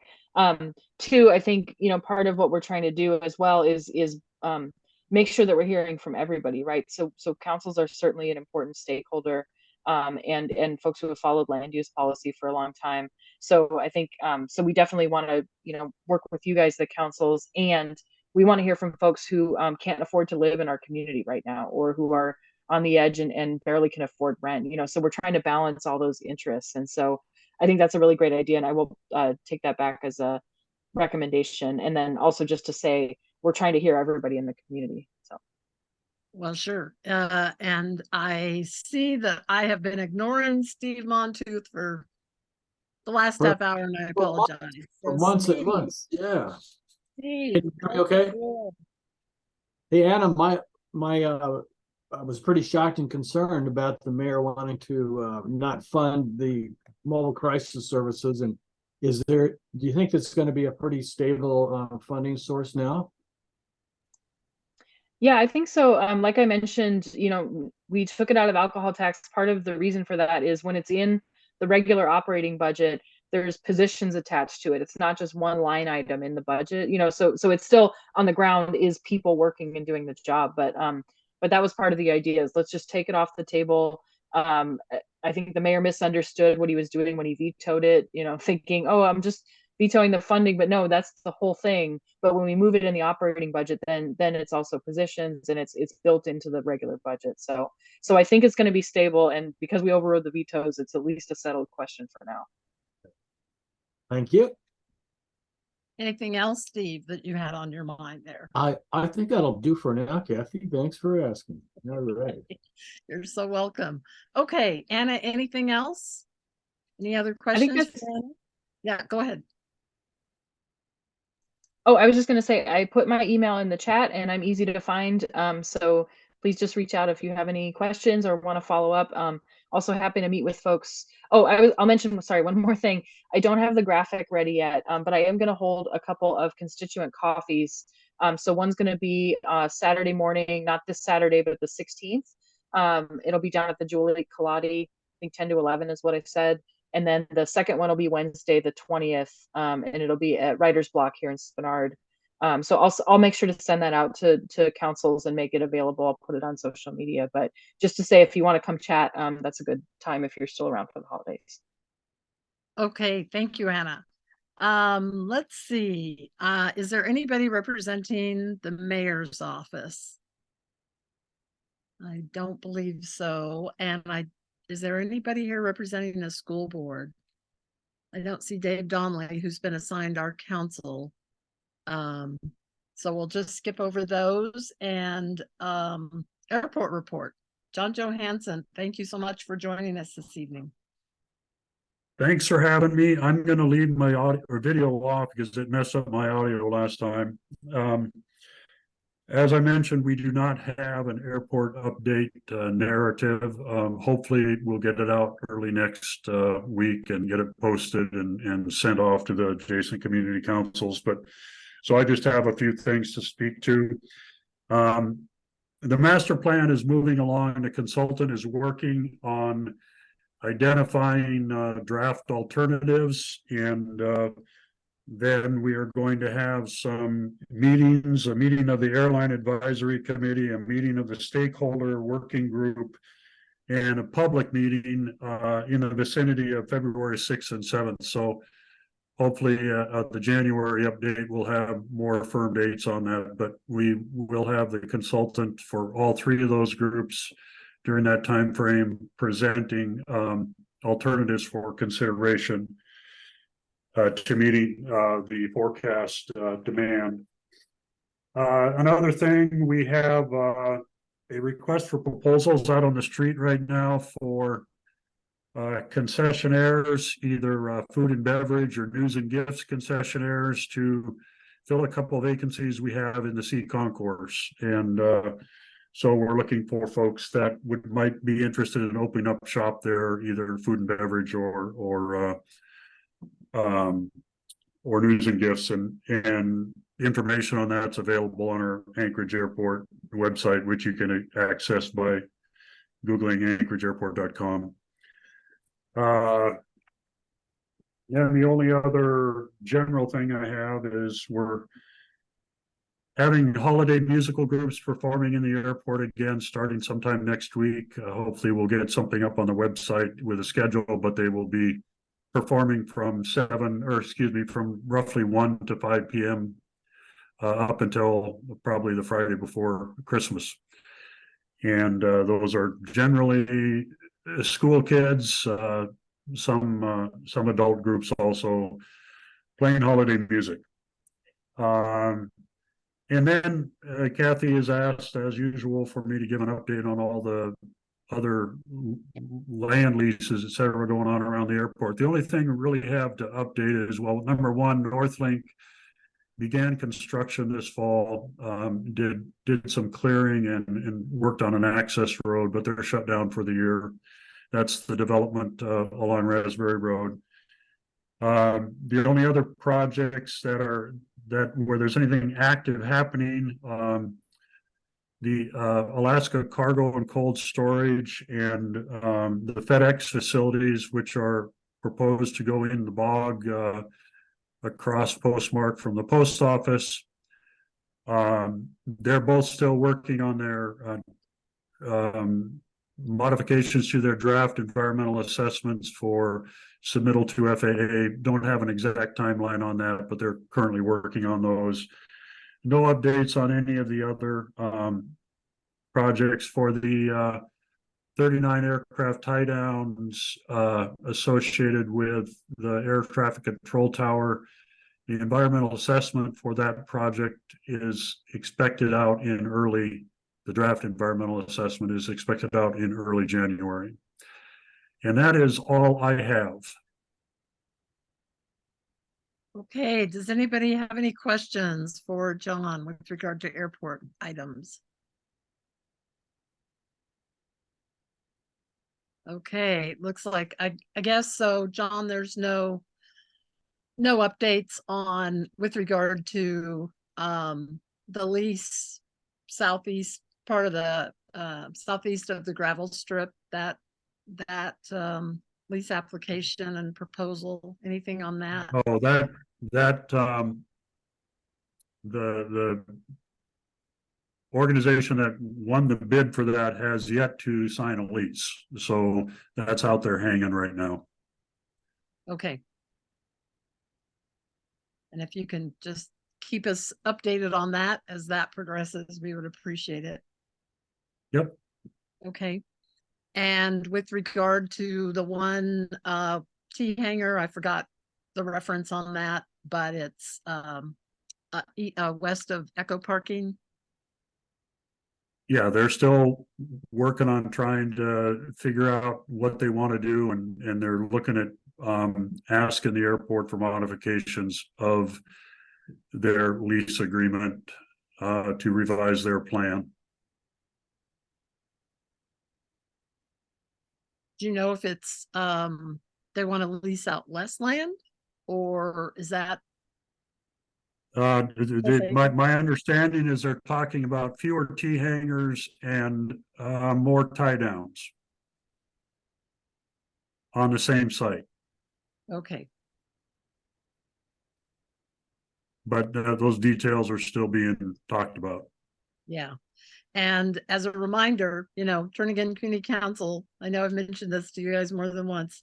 We submitted comments when that lease application came out a handful plus years ago already, when it was first going to be an airport maintenance facility. And then Right. when it was changed to leasing it out to private parties. And we submitted comments on that as well. And we'd really like to know if there's anything being taken into consideration based on our comments. Yeah, I've told you with the other ones, we sent those comments to the developer. I'll check and see if those comments were sent to the developer, but I'm assuming they were. Okay, that'd be great. At some point, we probably would like to have a land use committee meeting to dialogue with them more on that to see if we can collaborate on something that works for, impacts and retention of the upland treat area as buffering. That was, that and drainage, I know, was two big concerns. Okay, yeah, we're available for a meeting with you guys pretty much with fairly short notice. Okay, and we very much appreciate that. Good. Okay, anything else for John, airport report? If not, we will move on to old and new business. And we're running yeah, thank you, John. Running behind on our timeline here. So the first item under old and new business is something that was carried over from last month with regard to a TCC resolution taking a position on the newly installed Minnesota Drive median bearer fencing. And as just a background, again, a reminder, Spenard Community Council at their November meeting passed a resolution. And so a resolution similar to that was drafted for consideration at our November meeting. And there was a fair amount of discussion. So in the end, we decided to postpone any kind of action until this month. And there was a desire for the resolution to be amended slightly. But so what was sent out with the meeting notice, everything that is amended from last month's draft is in the red, and then things that were removed are line itemed out. So Caroline, I wonder, would you be willing to screen share the resolution for everybody so we can take a closer look at how it's modified? It's not modified to a great degree, but one of the comments that was listed before was we shouldn't be asking for immediate removal. So all of that has been, taken out and reworded that we just, that might be one of the options is to remove that. So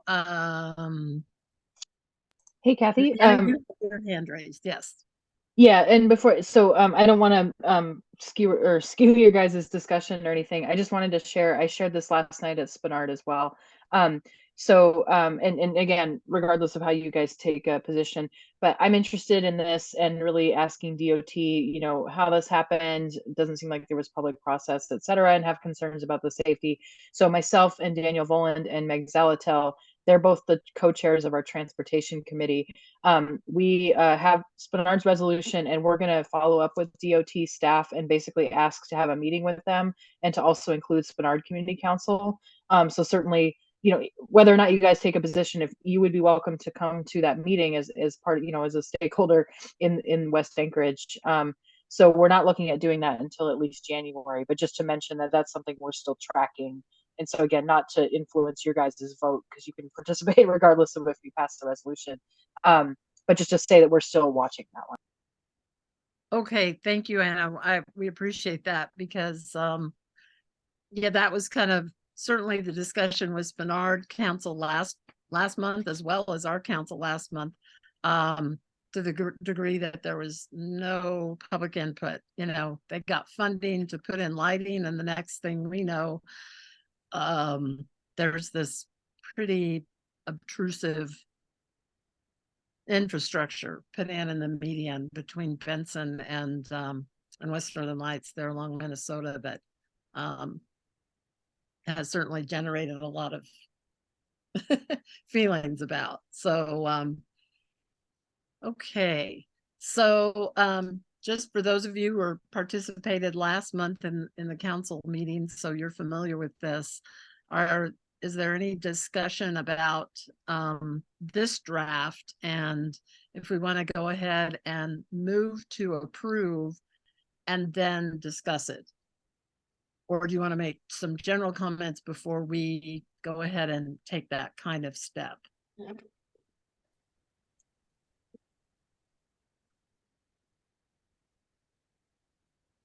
And let's see. Sorry, I'm not seeing if anybody's got their hand raised right off the bat here. Move to approve. Okay, Dan, move to approve the submitted amended one that Carolyn has put on the screen. Amended resolution, yes. Okay. And can I have a second? I'll second. And who was that? Karen Pletnikoff. Oh, Karen, thank you. Okay. So there's been a motion to move and second to consider the resolution that is now before the body with regard to the fencing concrete barrier along in Minnesota. So the majority of the changes, I think perhaps all of the changes start with the whereas. Excuse me, the last whereas, and then starting with the last whereas. Above that, there weren't any changes made. So does anybody want to kick off the discussion here?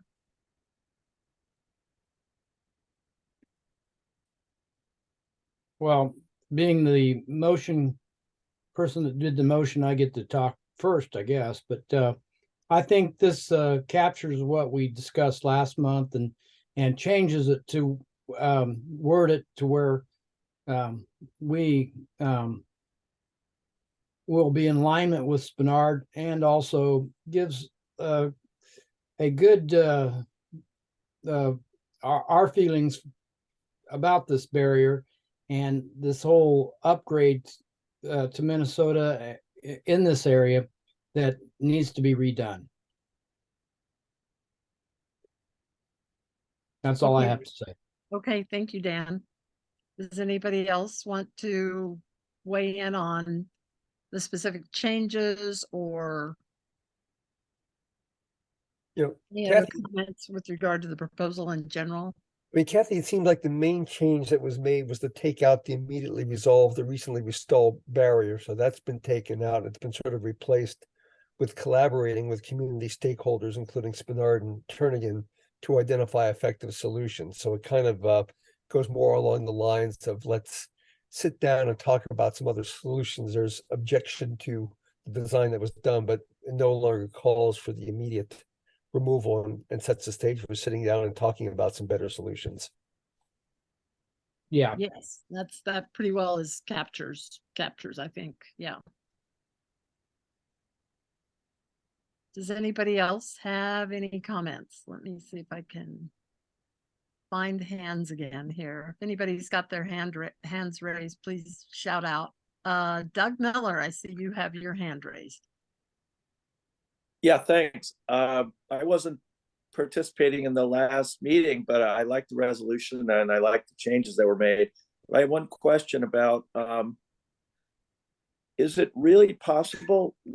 What's the justification for not having, I think it's referred to as the fourth leg or something on here. I just always assumed they had some really good reason for not having another crosswalk there.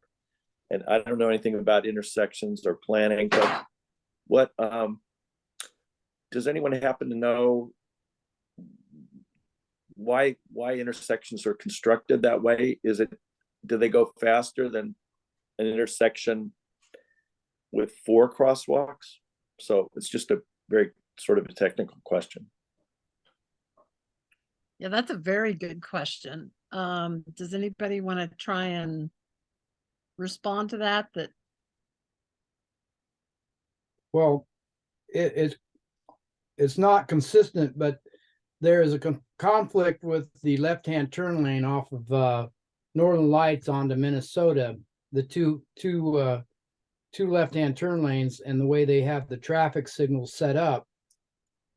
Because I drive that probably 5 to 6 times a week, and sometimes 7 times a week, going turning left to go south on Northern Lights to go to work, and it's just you'd have a conflict and have an issue with trying to turn left going south on Northern Lights, and then also the double lane turning left to go on from Minnesota on to Northern Lights. It's just it'd make a conflict between the crosswalks and the left-hand turn lanes in that area, and that's why they divert the pedestrians north on the north side, because you don't have since you have 2 one-way streets, you don't have the conflict on the north side like you do on the south.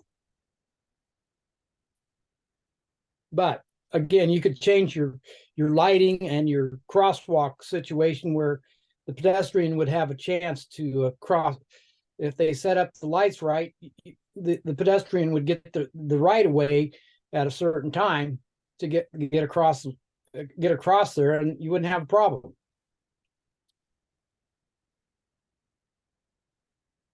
Yeah, thanks, Dan. I think that was our understanding from a layman's perspective, that just what Dan described.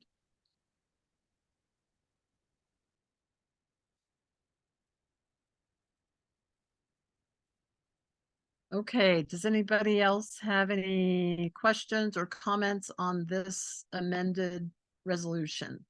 Call the question. Well, I'll give it one more second to see if anybody raises their hand. No. Roberts? Do I have a second on calling the question? I second. Okay, it's been moved and seconded to call the question on voting on the proposed resolution regarding placement of a wall barrier fence in the Minnesota Drive median between Benson Boulevard and West Northern Lights Boulevard. So, all in favor, please raise your hand, and I would appreciate assistance on making sure I capture everybody for support of the resolution. All in favor, raise your hand, please.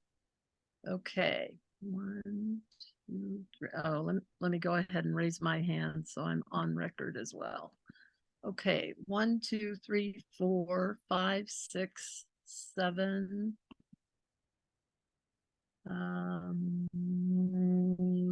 Maybe Carolyn, can you take the resolution now off screen share so I have a better visual of everybody voting?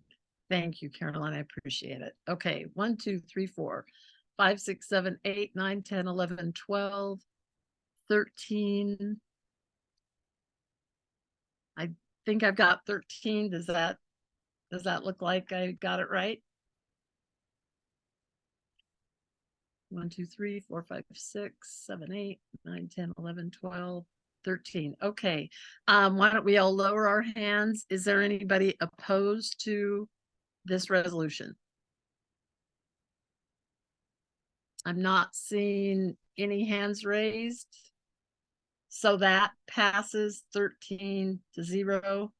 And I know last month already Spenard Community Council had graciously supplied me with a laundry list of people they submitted their resolution to.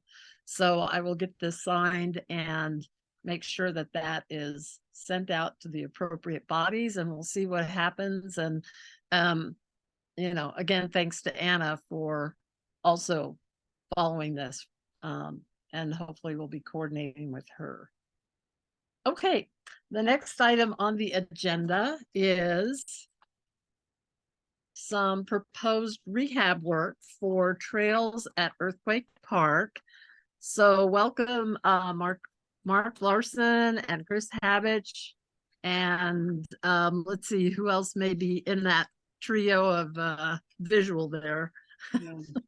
Thank you, Kathy. And oh, Mark Dalton. Yeah, I And- know that guy. We're also adding Anson Moxness to our group. He is not able to attend, but Okay, well, you have the floor. Please yeah, present. thank you. So there's four of us that kind of put our heads together. We're trail users. We love the unique aspect of the Earthquake Park trails, and they need a little bit of help. Part of the unique feature that makes them special is the clay and the drainage that tries to pass through there.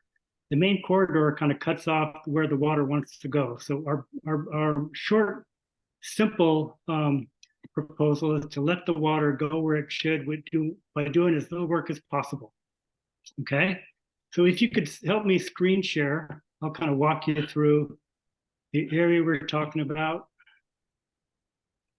Yeah, Carolyn, do you have that map that was sent out? It's the Earthquake Park map that just shows in kind of. I have it on my screen, Kathy. Is Oh, it, yeah. Oh, go ahead, Mark. Yes, go ahead and share if that can work with you, Carolyn. Yep. You should be able to share. Is it not giving you the option? Choose that screen now. Sorry, I'm on it.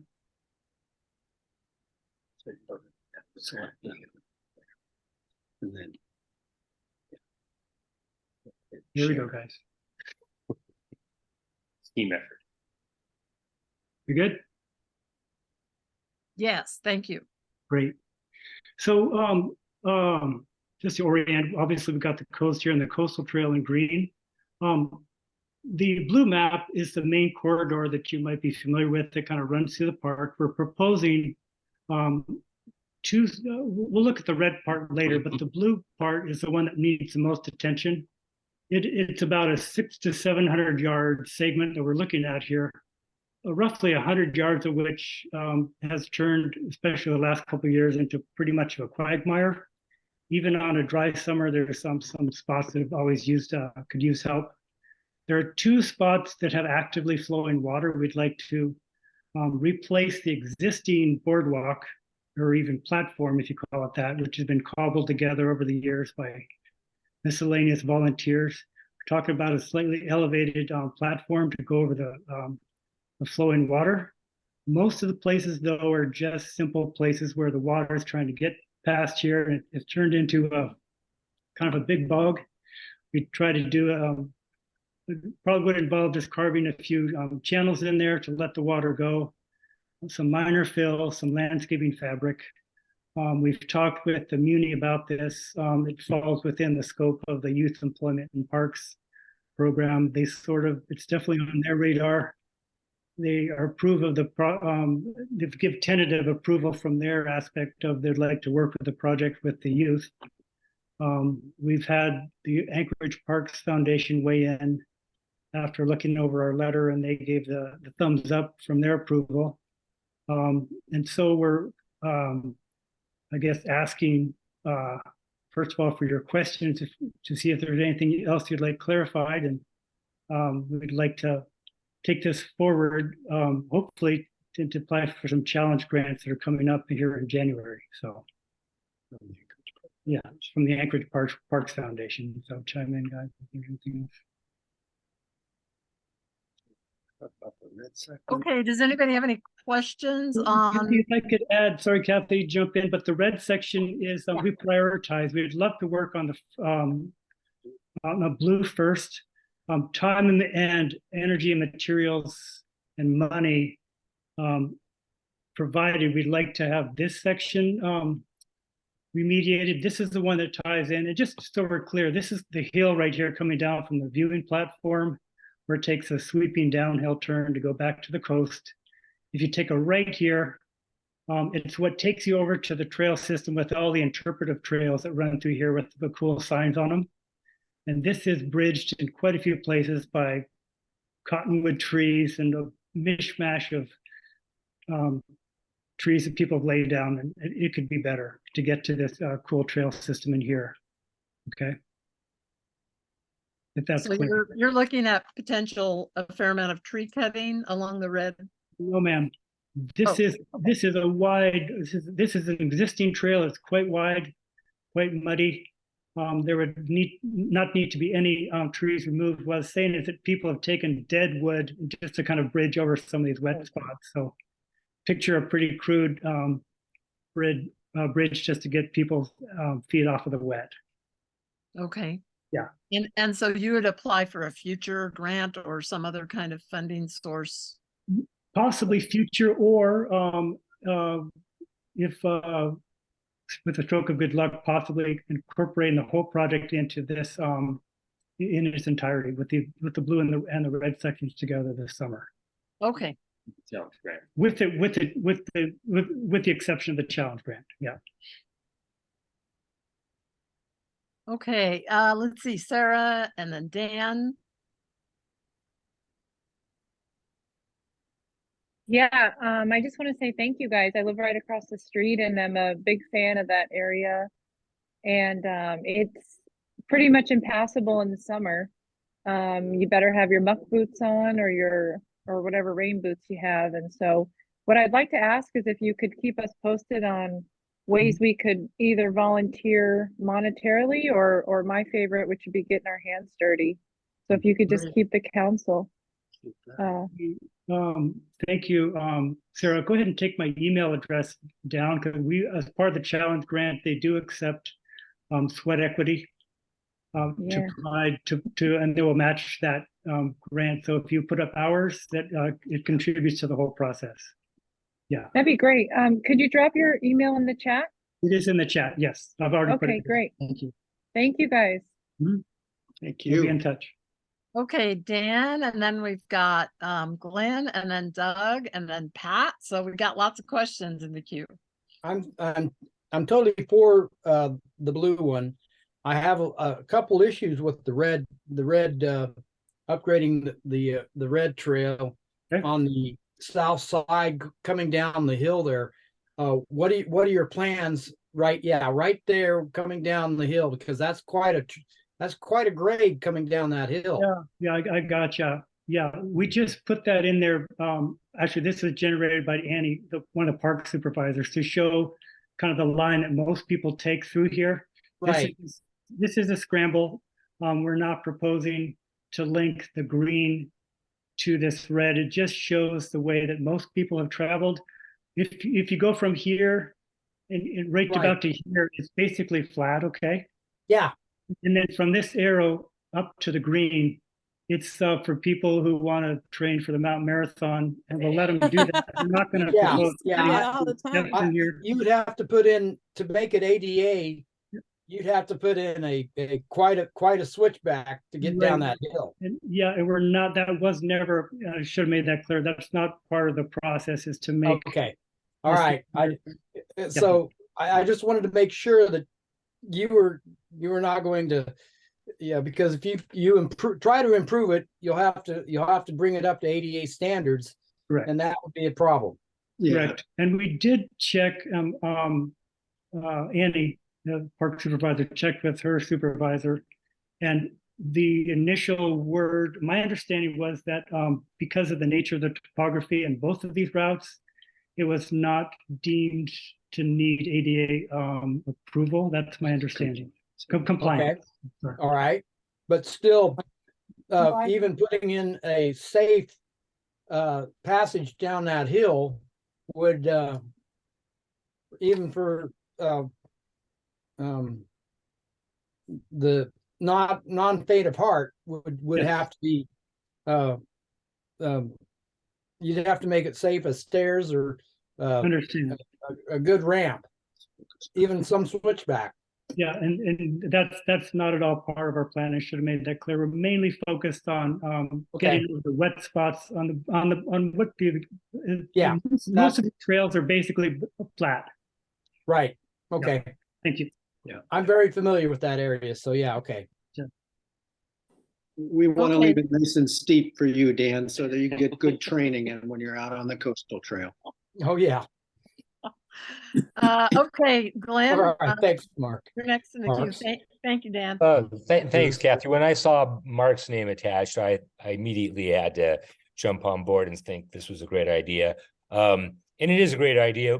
Christopher, my son, also one of Mark's former students, 8 years ago was part of the YEP program. He did that for 2 seasons, and his crew worked on putting some of the trails and those duck boards and informal logs across various and assorted. And I do recall he was not satisfied, so we went to Spinard Builders, loaded up a bunch of materials in the back of my pickup truck, and then I think he went rogue and added some more crossings down there. But that was 8, 9, 7, how many, I don't know how many years ago it is now. And much like the rest of you, I do walk down there. I was just down there the other day, and it certainly would benefit from some tender loving care. And I just wanted to clarify again, Mark, you did mention that would the YEP crews be working on it in conjunction, or is that just something that again, or is that just something you brought up with the parks folks and they did mention YEP? If you could re-clarify that for me. Yes, we hope to engage them primarily in the work with in conjunction with volunteers, and I hear you volunteering, Glenn, so take my email down. Yeah, I'm old now. I don't see that happening, but yeah, I'll get Chris to come up and do it. He's young.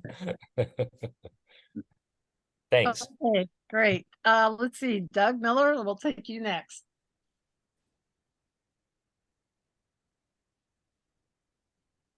Yeah, thanks. I just wanted to know, I'm unclear whether the current use and the proposed use includes biking, or is it mostly being used for walking now? I forget. If you travel through there on some days, it's 50-50. Most of the people are walkers. It would be compatible with people who care to bike. Yeah, there's skiers. It depends on the time of year, but there is a fair bit of biking that happens. Okay, is that it, Doug? Thanks. Yeah, thanks. Okay, thanks. Pat. Is this the part that's part of the old original? Seems like I remember it's been a long time, but I remembered that hill all the time. When I used to go before we extended the trail to the other, where the, I call it the new part, but is this the part that you make the turn, you come up, you go down that hill, and then you get to the coastal trail? And it's been there for forever. I mean, that was the route for many years. And I loved that hill. It was my challenge every time I went up it. And it's good to see Chris and Mark. Yep, that's a trail that you're talking about. Yeah, yep. That's right. That's it, Pat. And then it should be preserved too, because that is the original part of the original thing. I used to take my kids down there and show them how the land had tipped and how the trees were growing sideways out of it and all that stuff. I'm sure they've all straightened out now, but yeah, keep it up, and you have my support on this. Thank you. Thanks. Thank you. Okay, let's see. Anybody else have their hands up? And if you've got another question, Sarah, I'll get to you in a sec. Anybody else who hasn't asked anything or spoken yet? Oh, Sarah, you didn't have more. Okay. No, sorry about that. Oh, no, that's okay. I have a question. You mentioned that there would be a small amount of fill that would need to be done, and I think it was the red trail, but maybe both the red and the blue. I'm not sure I caught that. Would you need any kind of wetland fill permit for this? That's not my understanding that we would need that. We're not talking about filling any wetlands. Basically, it's a clay trail. And if you envision like a pothole in the middle of clay, some of what we propose to do is kind of let go of some of that water by creating a little diversion pathway for the water to go, and just a minor amount of either landscape fabric and some possible wood chips and gravel just to kind of fill in that low spot, so you're not walking into a bog. So you're not walking into like a muck, I mean. like a clay. Yeah, Kathy, from my perspective, I don't think there's anything that I would consider jurisdictional wetlands, and we're not trying to put any fill or any structure in any permanently wet areas, just areas that don't dry out. And what we're seeing is the trail expand, and we're trying to limit that expansion. So that's really the intent, is just to make it a more accessible pathway for existing users. Okay, good, because I thought, "Ugh, we don't want to get involved in anything like that. That could cost a lot of money and delay a lot of the work. So I will concede to the experts on that. We're not signing up for that. Okay, thank you, Mark. Okay, anybody else have anything? So my recommendation, well, we have options here with regard to what we want to do with this agenda item. We could pass a simple motion supporting this. And there was work done back in 2015 when the YEP group, and back then we did pass a resolution. It was lumped in with Laneri Park and proposed upgrades to Laneri Park. So we passed a formal resolution supporting the work that the YEP group did and those interpretive signage, signs that got put up, etc. We could go that formal route and deal with this in January, because now we know that applications are due January 21st, or I don't know if they're due the 21st or they're going to be put out and noticed on the 21st. I'd have to reread Diana Rhodes' email. But if we have our meeting on the 11th, we could pass a formal resolution supportive of this. I think it would pass anyway. Or we can do a simplistic motion right now. I'll ask somebody like Pat Redmond, what's your opinion on how we want to proceed with this? I think we probably should do something just right now. Just say we support, those who are here support this. We don't have to do anything fancy. Well, it might help with this paperwork submittal that these guys are going to do for the challenge grant if we had something more formal. Especially since we don't have a secretary yet that's writing minutes. Of course, this meeting is recorded, so our motion, our decisions are documented, but they're not written. So that's just a thought. Since Sarah Haley can speak to how much work it takes to put together the paperwork for a challenge grant, like what we did for, for our work on Bernard Beach Park. Park. Well, in that case, if you want to, maybe we should wait and have everything ready and then have that prepared so that we can vote on the possibility of the challenge grant. Is that what you want to do? Is that what you're asking? Yeah, well, and you guys, that is your intent to apply for the challenge grant for 2024, it sounds like. So something more formal from us would fit right into the packet that you're going to have to submit. On the other hand, it could just be a simple letter that I would write on behalf of the council saying we passed a motion this month. So what would your preference be as far as grant applicants?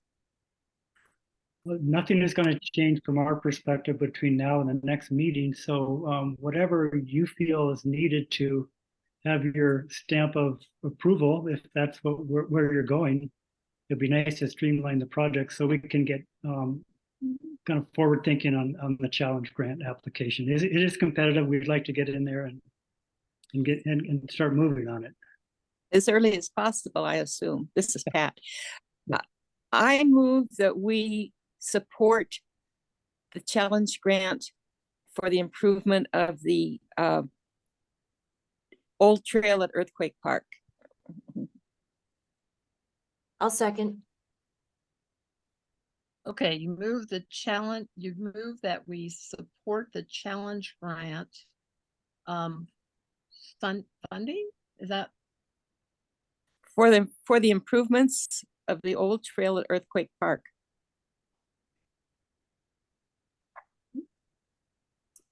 But we could, in this, make a reference to this particular map. As indicated on the map presented at our December 7th meeting. Yeah, perfect. That'd be helpful. Thanks, Pat. Okay, do I have a second? Carolyn Oh, I seconded did. it already. Carolyn, did you already second? Yep. Yes. Thank you, Carolyn. Okay. Make sure I get that written down. Okay.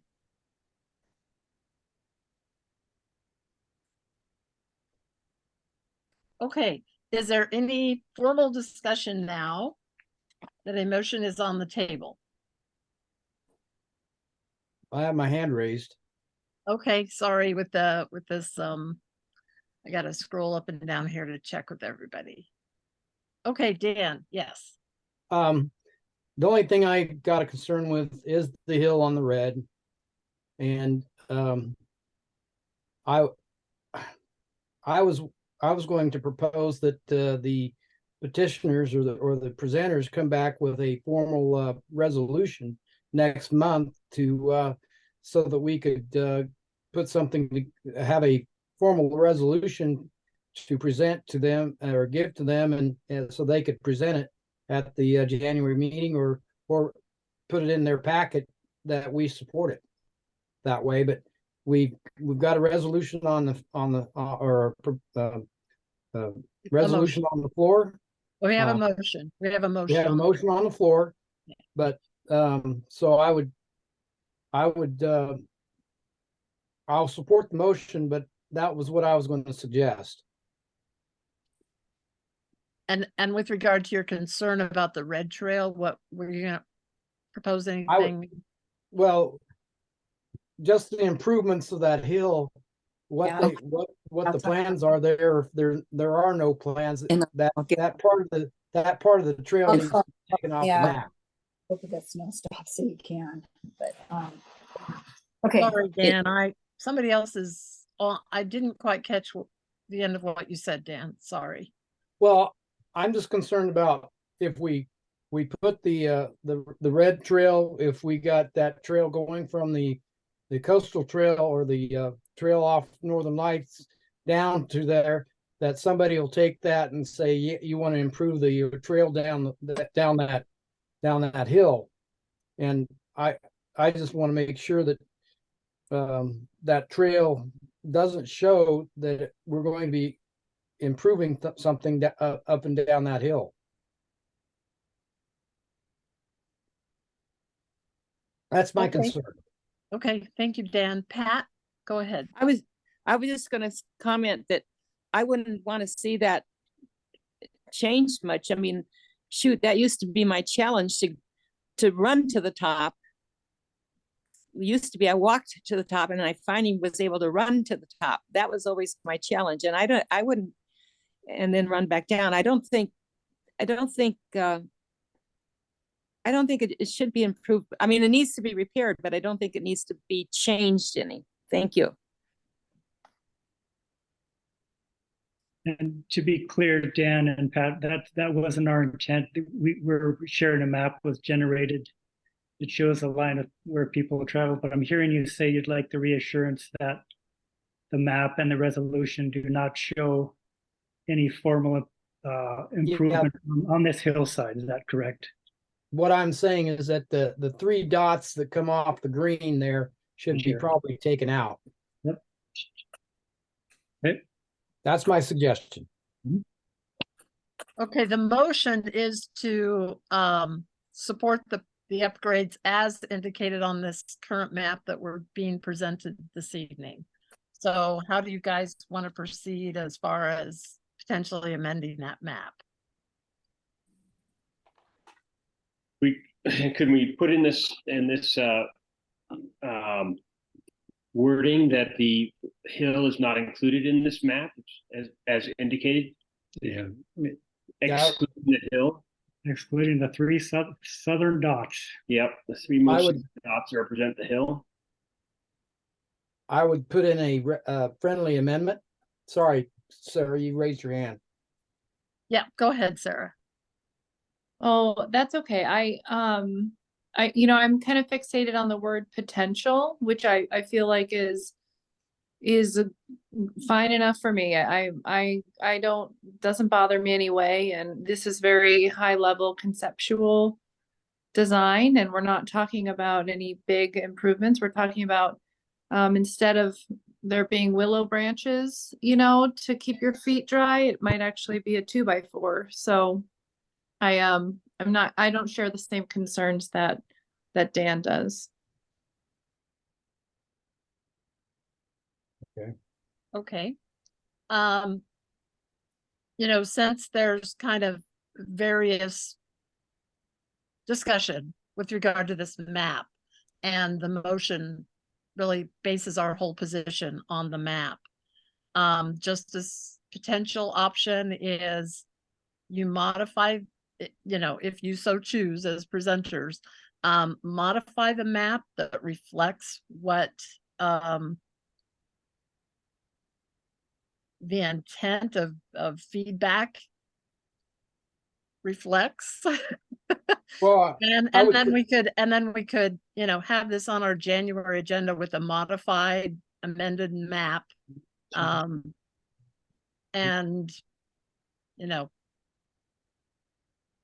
consider this then, instead of trying to verbally modify a visual map. So Carolyn, go ahead. Thank you. My position is somewhat between Dan and Sarah. I'm looking at a an email here from, I believe, Mark. Yeah, from Mark 2 days ago, talking about the potential trail improvements, and says it's work that we'd like to accomplish, but will depend on funding and time. Do you have an idea of what the budget is, or the amount of the challenge grant, or anything like that? Like, what are the chances that that small nugget of trail would be included in this challenge grant? And maybe this is moot as point based on where the broader discussion is going. Yeah, and thank you for that. I think that when Annie generated this map, she just put that as basically an aside.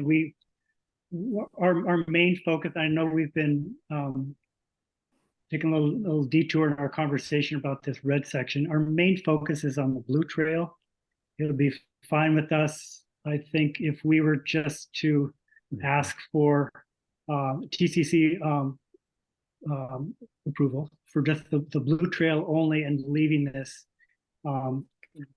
for the future as an aside. And again, this is sort of tacked on as just because that was an area we had walked with them and talked about in concept. So that's kind of basically, this is an awkward map to show to you guys, but we're mainly focused on the blue trail. We'll let go, if you want to let go of this red trail for future use, for future potential. We cannot talk about that another year. Okay, I'm going to reread the motion that Pat made, and I think I captured all the wording. We move that TCC supports challenge grant funding for improvement of trails at Earthquake Park as indicated on maps presented at this meeting. So again, that's our current motion as presented.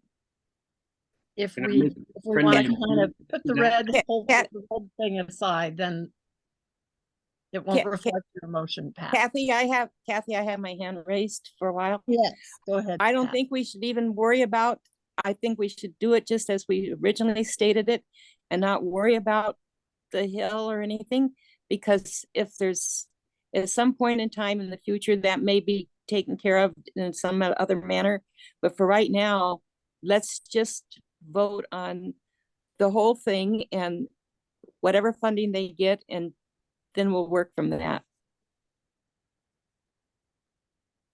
Okay, Sarah, you've got your hand up again. Oh, I'm sorry. I need to get it together. Let me lower that. Okay. Does anybody else have any hands raised here? Okay, So if there's no other discussion, then the motion on the floor is what I just read, that TCC supports challenge grant funding for improvements of trails at Earthquake Park as indicated on the map presented at this meeting, our December 7th meeting. So is everybody good with that? Well, we'll vote on it, but is it, I guess, last call for any kind of amendments, modifications, friendly amendments, so forth. Seeing none, let's go ahead and vote on the motion. All in favor of the motion as presented, please raise your hand.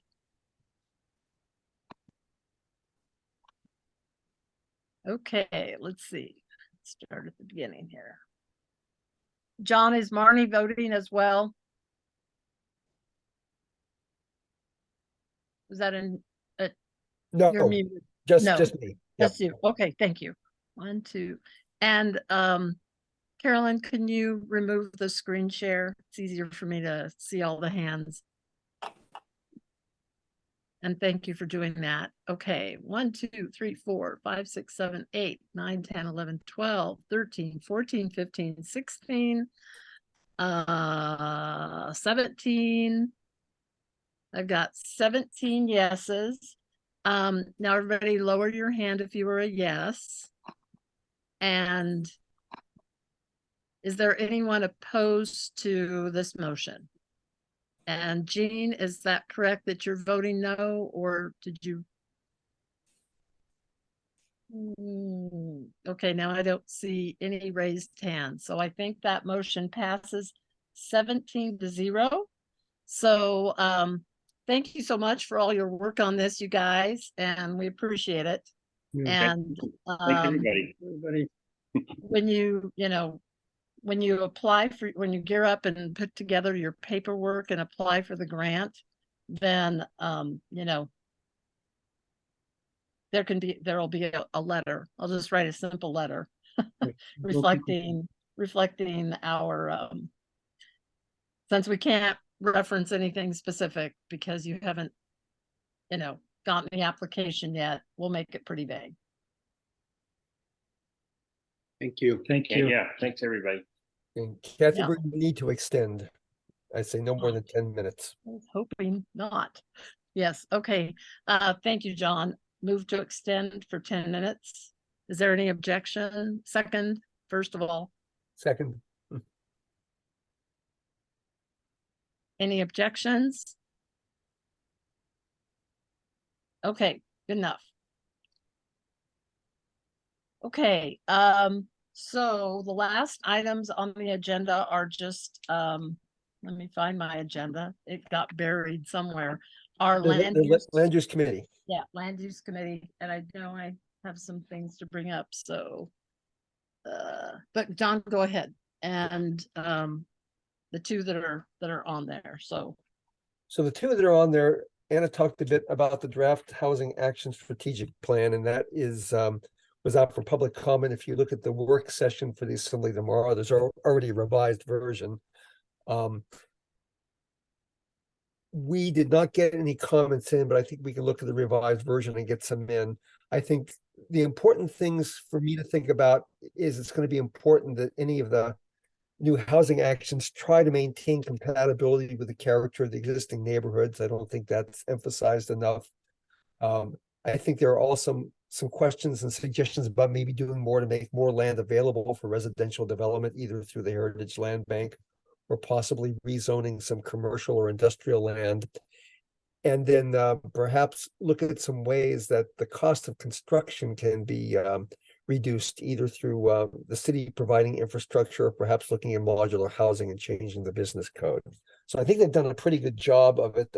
People might want to look at it and see what they think. And we'll probably try to get some comments in the revised version. The second thing that was out that we mentioned earlier with Anna is there's kind of a combination of two assembly ordinances. One is 2023-103 and one is 2023-127. They seem to be somewhat tied together. And again, what they're trying to do is they're trying to reduce some of the requirements for triplexes and fourplexes, which are almost treated like multifamily development. So they have very big aerial extent lot size requirements, things for drainage, snow storage, parking, and they want to try to cut that down to some degree. I think the trick is to try to not cut it down so much that they're putting more parking on the street. And I note that one of the objections to this ordinance came from municipal right of way that says it's going to put more parking on the street, and city streets are not designed for it. And then the other thing is there's an amendment that came out from Daniel Volan that looks like it takes it from more of an emphasis on R2M and included R2A and R2D, which a lot of our district is zoned, and make it easier for putting in threeplexes, fourplexes, and up to 5 separate dwelling units if it is compatible with the neighborhood character, but there's really sort of no detail there. So again, I think what we're going to try to do is look at the detail of this, maybe put together some draft comments. If there is a public hearing on this on the 19th, there will be no way to get some comments drafted in time for the TCC as a whole to look at it. So we may have to kind of do something after the fact. But those are sort of the two major housing related land use items that are up right now. Okay, thank you, John. And like I had mentioned at the beginning of the meeting, there were a couple others that I wanted to bring up. 2 or 3, let's see.